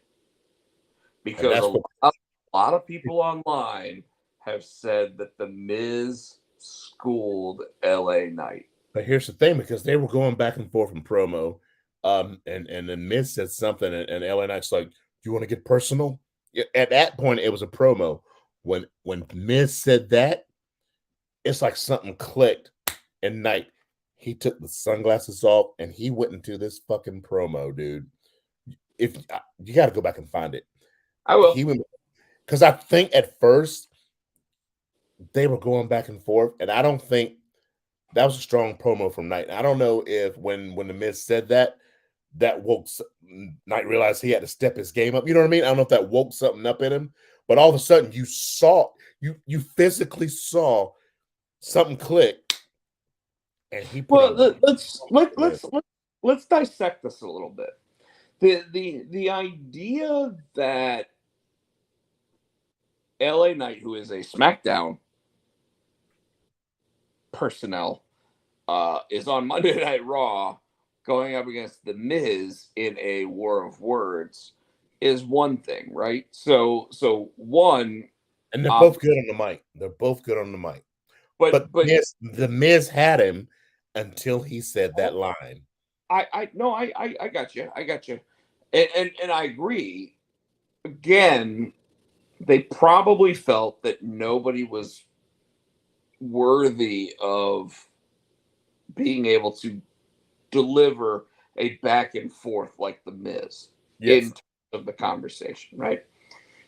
We also know that The Miz is a more than solid hand when it comes to in-ring competition. I mean, you look at Cody Rhodes. Cody Rhodes had 3 matches against Seth. He had 3 matches against Brock Lesnar. He had a match against Roman Reigns. He had a match against Kevin Owens, and he had a match against The Miz, which was his first match on Raw. Okay. Ultimately, WWE knows that The Miz is a guy that is going to get the best out of people. When it comes to speaking, the reason why LA Knight got moved over to Raw to have this moment with The Miz and maybe matches and everything else is because there's no one on SmackDown that can actually compete with him in terms of let's give this a shot, right? Sorry, suddenly I've got like heartburn. Ultimately, they want to push LA Knight. We know that. We know, and unfortunately, the most unfortunate thing of this is that you have the 2 best world champions of not only the generation, but the long term. Yeah. And you don't want to just drop one of these world champions. LA Knight is so over right now that he should win a match that somehow grants him the ability to and I'll say it like this, not even on a PLE, but he should somehow go against Seth Rollins and beat Seth Rollins for the world championship. Like that's how over he is. Elimination chamber match to see who's number 1 contender or something like that. No, I'm saying right now. I'm saying like it should be something where he sits there and like so okay. Back in the day, what would happen in a situation like this? You know that you want Austin versus The Rock at WrestleMania, right? That's what you want. You want Austin versus The Rock at WrestleMania. The champion is The Rock. Austin is being held off till WrestleMania so that you can have that main event at WrestleMania, right? Right. Well, let's say you're in October and you already know that it's Austin and The Rock at WrestleMania, but we got to get there. Well, what did they used to do, Tino? They used to do where it would be Mankind versus The Rock. And Mankind got so over during those moments that what happened? He became a two-time WWE champion. Triple H is scared of doing that. Why though? He saw that. He saw that it worked. He was there. Because he also saw when the championship bounced around like 3 times in like 3 weeks. True. And he can't do that either. And right now, let me ask you a question. And this is a really, really strong question. Is LA Knight as over as Sami Zayn was in February in Montreal?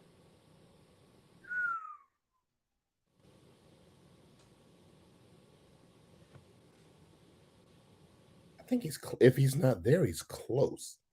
He's close. And the interesting thing is this. And by the way, Sami Zayn deserved to at least get placed into the main event at WrestleMania with Cody. And by the way, if Vince McMahon was running WWE at the moment when that happened, I damn well assure you that Sami Zayn would have been input into that match and probably would have won. Now, at the same time, would he have kept it long? No, not at all. But he either would have beaten Roman a month before WrestleMania at that Montreal pay-per-view, or he would have been input into that as a 3-way dance. And the reason why I say that is because if you look at Vince McMahon's history of booking, when Daniel Bryan was kept out of WrestleMania 30, they figured out a way to put him into that main event match and have him get that moment. Triple H, to this day, by the way, was the one that put Daniel Bryan over so that he'd be put into that match against Randy Orton and Batista. Yes. And that is probably the reason why, when you say, why wouldn't he do that? That's probably the reason why he wouldn't do that. All right. Now let's roll on because we're 142 and we still got like 2 more shows. I'm sorry, yeah. The Viking Raiders had an open challenge. Oh, we should talk about back. Raw? Yeah. We're still just about done. Viking Raiders had an open challenge. New Day comes out. And New Day, I think they're trying to continue that because when Kofi got hurt, that's the feud that they were in. And then we get to the main event, which is the 6-man tag. What happened? Well, I mean, it was a good match, but what I want to get to is the end. The faces win. Cody, Seth, Shinsuke win. Cody and Seth are celebrating. They're all raising each other's hands. Da-da-da-da-da-da-da. Cody and Seth go to opposite turnbuckles. They are up doing their Shinsuke is just kind of laying back. He's in the other corner. And I'm like, what the fuck? And all of a sudden you see him, he's in that last corner and he's looking at Seth and he grabs a rope and he does that whole, I'm like, he's about to. Seth came down off the rope. Kinshasa knocks him the fuck out, rolls out the ring. And Cody, Cody's back. Cody's what the fuck? During that match, Sammy had run down, to help win because of course Judgment Day was cheating, so he distracted one of them. But he rolled in the ring, and Shinsuke never looked back. He just walked to the back. So it looks like Shinsuke is up next for Mr. Rollins.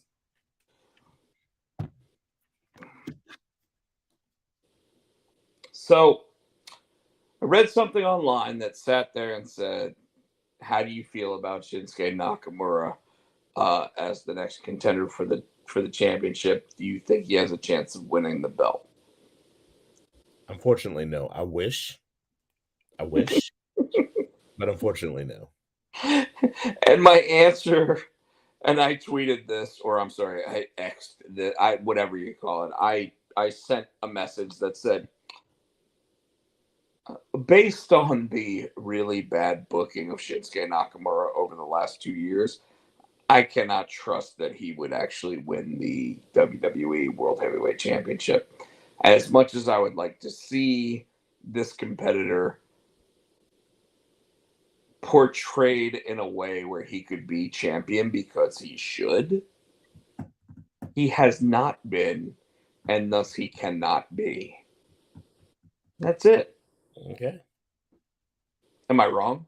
No. I do want to mention, I think it was on Raw, that when the Judgment Day came down, Rhea was right there with. Now, Rhea had always gone, because, yeah, Rhea was down there. Raquel came out and had the best of her again, but Rhea, of course, went to the knee again. Johnny's wife came out. But take it back. They were in the dressing room. They were in the dressing room. The doc was like, "Hey, Raquel, your knee's still bad. You can't go. You need to be patient. Scrap Daddy's back there. You need to be patient." So while she's back there, you got Indy Hartwell and Candice back there, like, we're sorry. You'll get there. You'll be all right. Blah blah blah blah. So they set that up. So when the Judgment Day came down, Raquel came down, attacked. Rhea got the better of her. Candice and Indy came down there trying to, like, hey, pull her off. She fucking flings Candice, and she flings Rhea, flings Candice, and she flings Indy. She goes back to Raquel. They pulled her off. All of a sudden, out of nowhere, Candice fucking double legs her and is on top of her, beating the fuck out of her, beating the brakes off of her. So I'm like, is Candice next while Raquel's out? Or is it Indy? Is it Candice or Indy? I wouldn't be surprised if it ends up being a three-way dance between Candice, Indy, and then it causes a little bit of the tension between the Way characters. Okay. But that's just where I would go with it. All right. So yeah, so that's Raw. Okay. NXT really wasn't much to. I do want to talk about something. A couple weeks ago, you saw where Dragon Lee was sitting there talking to Dominic and Rhea, and you sent me something that said, I didn't even realize under her breath that she said, "It's Batman." Well, with Axiom, she goes, "It's Power Ranger." Well, I sent you that one. And I was like, oh shit. I heard that one when she did it on NXT. I caught that one. It's the Power Ranger. She is. It's just the under her breath thing that makes it so damn funny. But the Power Ranger wasn't as funny as the Batman. He goes, "Do you know who I am?" It's Batman. that's the. Well, what made the Power Ranger one so funny was that Axiom sat there and said, "Do you know who I am?" And he goes, "I've already talked to you earlier tonight." And he goes, "Yeah, no, that was Dragon Lee. I'm Axiom." And that's when Rhea Ripley obviously sat there and said, "It's a Power Ranger." And the fact that they're making it look like he doesn't know which luchador is which is amazing. However, the one thing I will say about all that is this.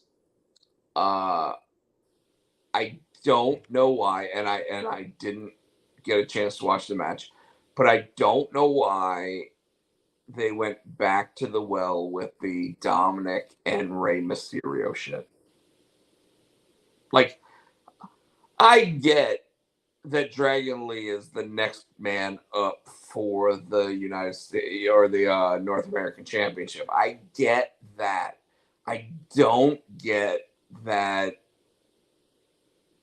they're sitting there needing Rey Mysterio to show up during it. And just to give it a little boost, So, Axiom, Mustafa Ali. Mustafa wins, says he's coming for the North American title. Blair Davenport and Kalani Jordan with Dana Brooke. Davenport won that. I'm trying to find the Heritage Cup. So this Heritage Cup match, right? So, Tyler Bate has talked himself into a match with Norm Dar, who has the fake Heritage Cup because, the other dudes will. Tyler Bate beats him, right? Right. And wins the cup. So then they're backstage and Nathan Frazier comes up and, and Tyler's holding his cup. And then Noam Dar comes, you didn't win. Just give me the cup back. Da, da, da, da, da. And that's when Nathan comes up. He goes, Noam, if you want your cup back, all you have to do is say that that's a fake cup. No, that's not the fake cup. No. He goes, I'll tell you what, if you admit that's the fake cup, I'll give you a shot at the real cup. Well, you didn't beat me for that cup. You beat da-da-da-da-da. He says, so you're saying it's fake? Well, you didn't beat me for the real one. He goes, that's close enough. So Tyler gives him the fake cup back, and so they're going to meet, and I guess, like I said, they're going to combine it. But then he leaves. Tyler's looking at Frazier. Frazier goes, I know. I owe you one. Tyler's like, yeah, you do. So eventually they're going to, I don't know if that's going to be a three-way, but he's going to get a shot at the Heritage Cup. I just thought that whole exchange was funny. I did find it interesting that a big-headed dude is now wearing a shirt that says you're going to get tabled. Which he did. And I'm going to come back. I'm going to come to that soon. Trick William challenges Dragunov to a match at Heatwave. All right. Von Wagner has said that he is going to put Braun Breaker through a table. And Braun's like, yeah, whatever. So Braun wins the match, right? He wins the match. He spears him, whatever. Where Braun fucked up is Robbie E., who was, I guess, Mr. whatever his name is, was in the ring. He grabbed Robbie E. and was starting to, and it was about to put him, hurt him, which pissed Wagner. Robert Stone. Which pissed Wagner off. He fucking, he hits Braun, knocks him out. He falls out the ring, and he power bombs the fuck out of Braun Breaker through that table. He power bomb, and I don't know, this past couple of weeks, every time that table breaks, the dude that's down there with Booker T has his jar of candy, and it always goes everywhere every time the table goes. Vic Joseph. Yeah. When he power bombed him through that table, it was like a rain. It was like, taste the rainbow. It was like colored candy just flying everywhere. Kind of surprising they haven't made a Skittles commercial out of that. Oh God, I don't know if it was Skittles, but it was like different colored candy. It might have been M&Ms, but yeah, I would make it a Skittles commercial at this point. So, now we have what's his name's baby brother. Oh yeah. Trying to get up with Drew Gulak and Charlie Dempsey. Like, no, you're not tough enough. Briggs and Jensen comes out and says, hey, we challenge you to a match.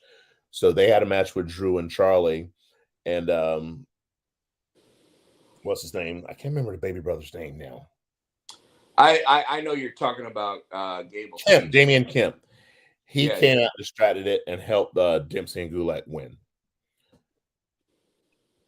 And then we had Ivy Now had a match against Kiana James. Schism came out because they're still looking for the Creed brothers, who they don't realize is with them in the mask.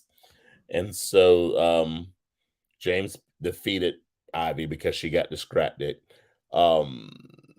and they're still wanting the Creeds to come back. Now, earlier, Schism had when they were backstage interrogating people like, where are the Creeds? And then they were just beating the fuck out of people who didn't know. They came up to the Don and his tag team partner and like D'Angelo. and he's like, so you don't know? And they act like they're going to jump him. Tony, D'Angelo.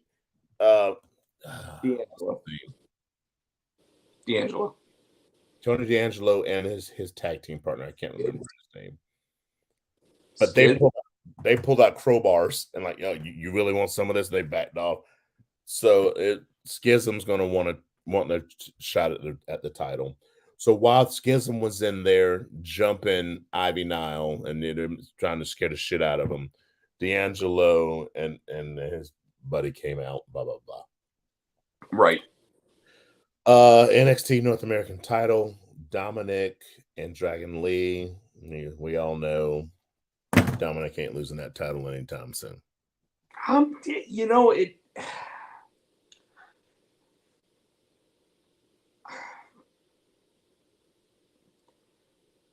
I could see him losing the title quickly if it made sense, but unfortunately, it doesn't.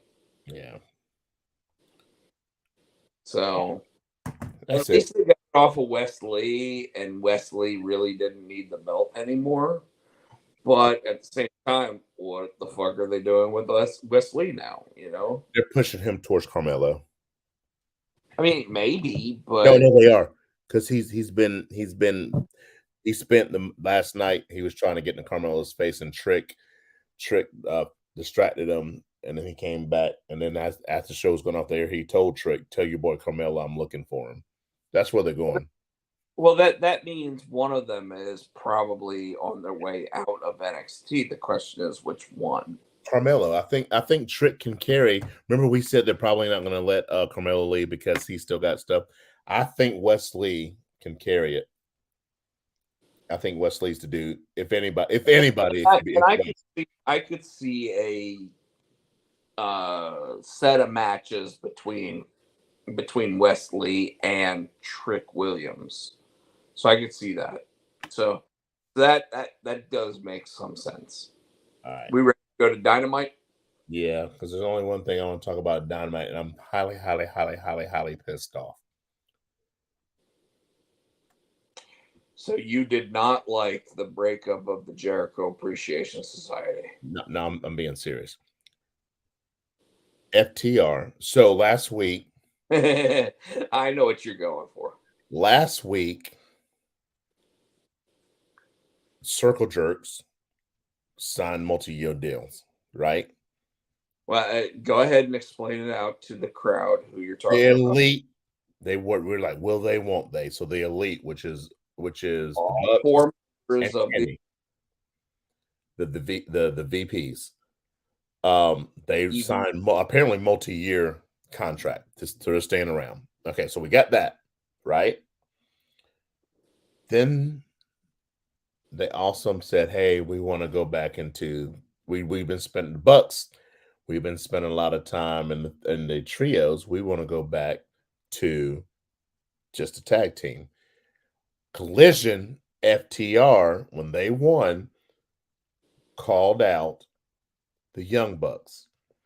The Young Bucks, in turn, have made a match. I don't know if they made it a Collision or if they made it last week with the Hardys, who's the better brother tag team. That was last night. No. But they made them. They challenged them. I don't know if they challenged them. They had a match last night. The match was last night, but I think they challenged them either last Wednesday, or they challenged them on Collision for this week on Dynamite. Okay. So they win, of course. They went over the Hardys. Then they responded to FTR. So now we have FTR and the Young Bucks at All In Wembley Stadium for the tag team matches.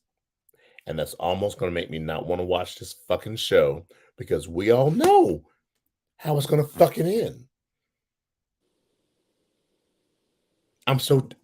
This is the part of AEW, Tino, that pisses me off. I'm gonna sit here right now, and I'm gonna tell you to spell it out for me, because I'm going to tell you, you are too nice. And yes, I agree with your sentiment here, but I need you to really spell it out for Tony me. Khan needs to get all 4 of those motherfuckers' dicks out of his mouth and out his ass. Keep going. And I want more. do what's fucking right for the company. Fucking rant this motherfucker, dude. This motherfucker's got fucking Kill it. he's got all their kids in his asshole.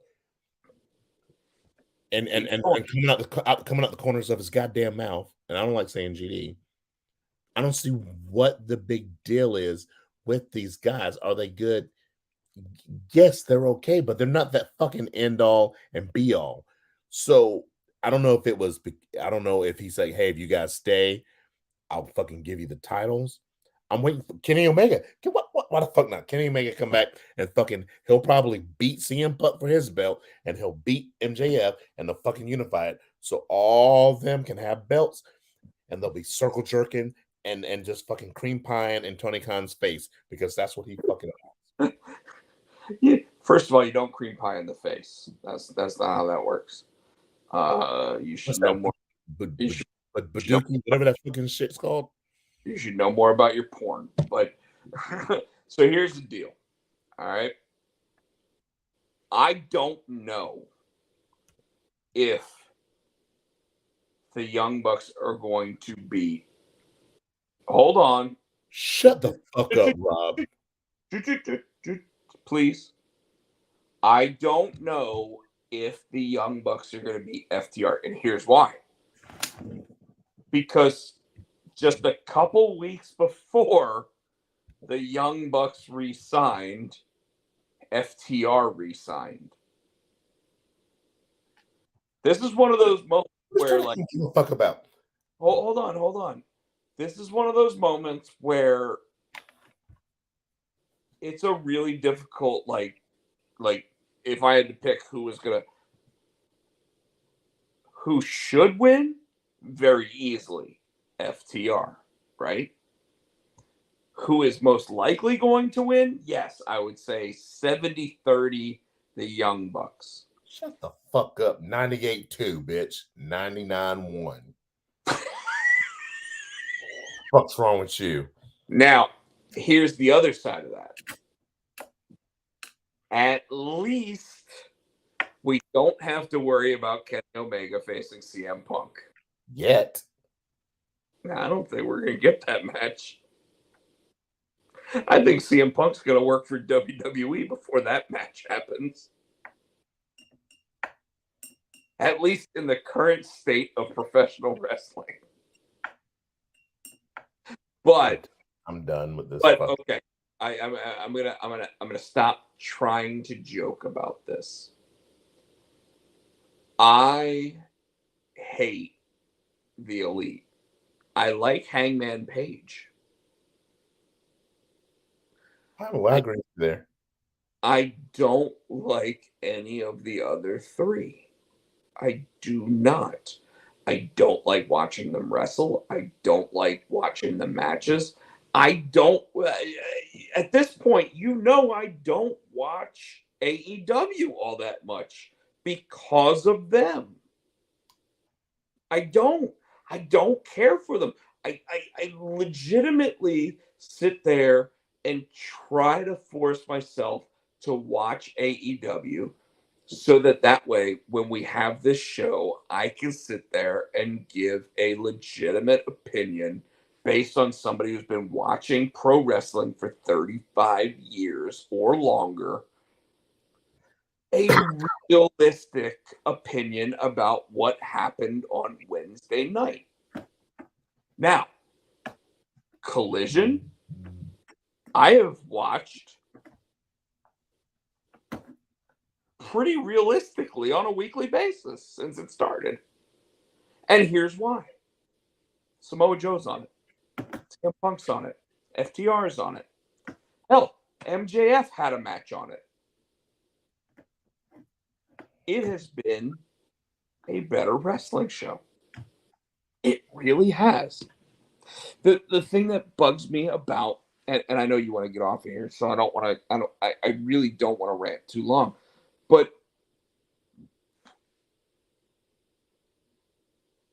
I've hated the Elite longer than you have,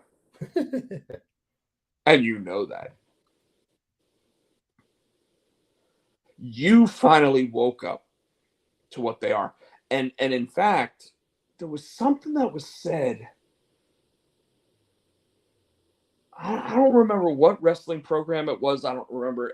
It might have been Busted Open because I listened to that, but they were like, someone said something about how the Hardys versus the Young Bucks this week didn't have the same flavor to it that a match of that caliber should have had. And you know what my opinion to that was? Well, the reason why it didn't have the flavor it should have had was because everybody knew who was going to win.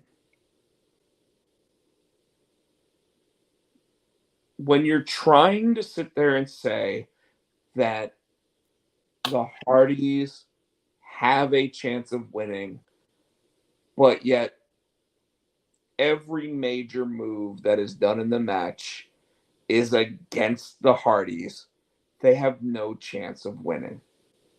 And this has been the issue with the Elite, specifically more so with the Young Bucks, even than Kenny Omega or Hangman Page. Because Hangman Page is still, Hangman Page to me still sits there and goes, I should probably lose this match. Like, I feel like he says that. And he's not an EVP, right? But Kenny Omega, like, his whole spot on Dynamite this week was the it was really nice seeing the Hardys versus the Young Bucks, and now we're gonna get FTR versus the Young Bucks. That's gonna be a great match because my boys are gonna win, like you've said, right? Except I do think that there is a possibility that at Wembley Stadium that FTR actually pulls that win off. And it depends on who else goes over. Because I could see them saying, hey, we'll let FTR go over if you let Samoa Joe beat CM Punk. Because they hate Punk. And they hate Punk more than they care about winning. You know what I mean? And by the way, now, I expect Punk to win that match because Tony Khan's going to be like, Punk's going over. Which means you're probably right. It's probably going to be the Young Bucks winning that tag team match. And what's going to piss me off more than the Young Bucks winning that tag team match is that they're going to take every single major move that FTR has and they're going to kick out of every single one of them. But when FTR gets hit with whatever the finishing move from the Young Bucks is, the Meltzer driver or whatever, V-trigger and the fucking whatever, it's going to be 1, 2, 3 on the first try. Because that's the way they do it. That's the way they've always done it. That's what's pissed me off about them ever since we saw them go against the Lucha Brothers. And even longer than that. I've been claiming that since AEW started. It just is what it is. And because they're EVPs, they're always going to have that ability to do exactly what Vince Russo was trying to get Hulk Hogan to stop being able to do. And I don't care whether or not you like Vince Russo or not, but at Bash of the Beach 2000, when he said, this is the last time you're going to see that dumb motherfucker in a ring, it really was until Hogan signed with WWE again. Yeah. Anyways, with that said, I'm not happy about it either, Tino. I just want you to really, really just let it out, man, because I know you don't like it. And yet you still sit there and you're like, these assholes.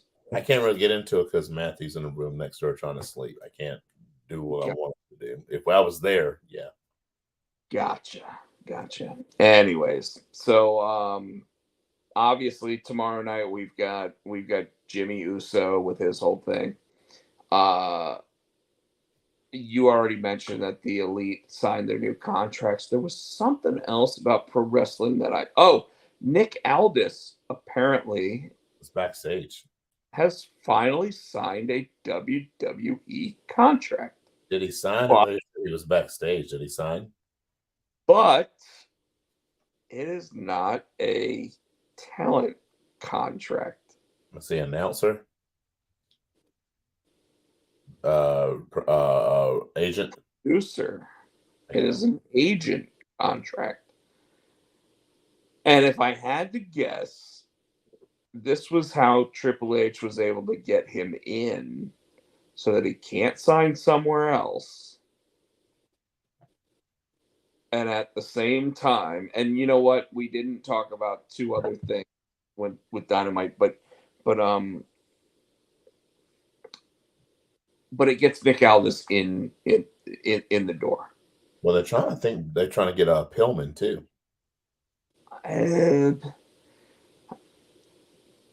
Nick Aldis is a former world champion. Brian Pillman Jr. is a legacy. So they could do stuff with Pillman, but he'd probably end up in a tag team with someone else. The other two things that I wanted to mention real quick, Jericho Appreciation Society completely self-combusts. Thing I did not like about this, I loved everything about it. So Guevara is still kind of like, That's the thing I didn't like. Why is the one guy that does not need Jericho so wishy-washy about the bullshit? Because you got to keep something up, I guess, because you got to work somehow. He's about to have that baby.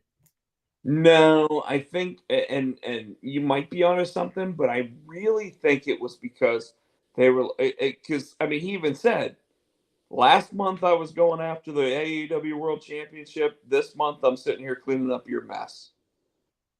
And I'm like, he's not wrong. But then he's like the only guy that sits there and says, I'll be here, maybe. No. He should have been the guy that slapped Jericho in the face. And Van Dam can still go. And that was the other thing I wanted to talk about. And that's all I wanted to say. Van Dam looked like he was in better shape than his entire TNA career. And that's funny, because remember last week I said he looks kind of chunky, because I thought, and when he came in that single, I'm like, oh, he's not. Maybe it's just his face was chunky. Dude, when he was backstage after AEW went off the air, he took the two straps down. Fucker had abs. RVD hasn't had abs in 15 years. Now, granted, could he still do a split-legged moonsault? You goddamn right he could. But I'll tell you right now, he didn't have abs when he was doing it in his last 3 years in WWE. And yet he had abs last night. I hope they keep him around. I don't think they will. And the reason why is because overall, WWE has already offered an ECW arena package for WrestleMania 40, and it includes a meet and greet with Rob Van Dam. So I think this was Rob Van Dam's allowed to do what he wants until about January. And then I bet in January he's going to show up at the Royal Rumble kind of thing. That's kind of what I'm thinking. The only other thing I'll say about the Jungle Boy thing is that, do you know what Jungle Boy's finisher is right now? No. Nobody does. So you see where the problem is with that? Guy goes sitting there getting a win against Rob Van Dam, probably should have been able to hit his finisher right there. Yeah. Anyways, that's all I got, sir.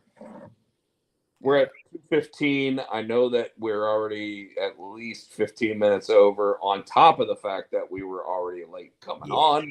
Which is my So fault. That's you go ahead and tell everybody how they can find us. And I am at on X or whatever now. I guess it's not Twitter. just say Twitter. On Twitter, HoodieFan91. On Instagram, I'm SC Tino. On Facebook, you can find us for the Potsy and Tino Show. Facebook, we're Potsy and Tino. We are here. What? Did I do it backwards?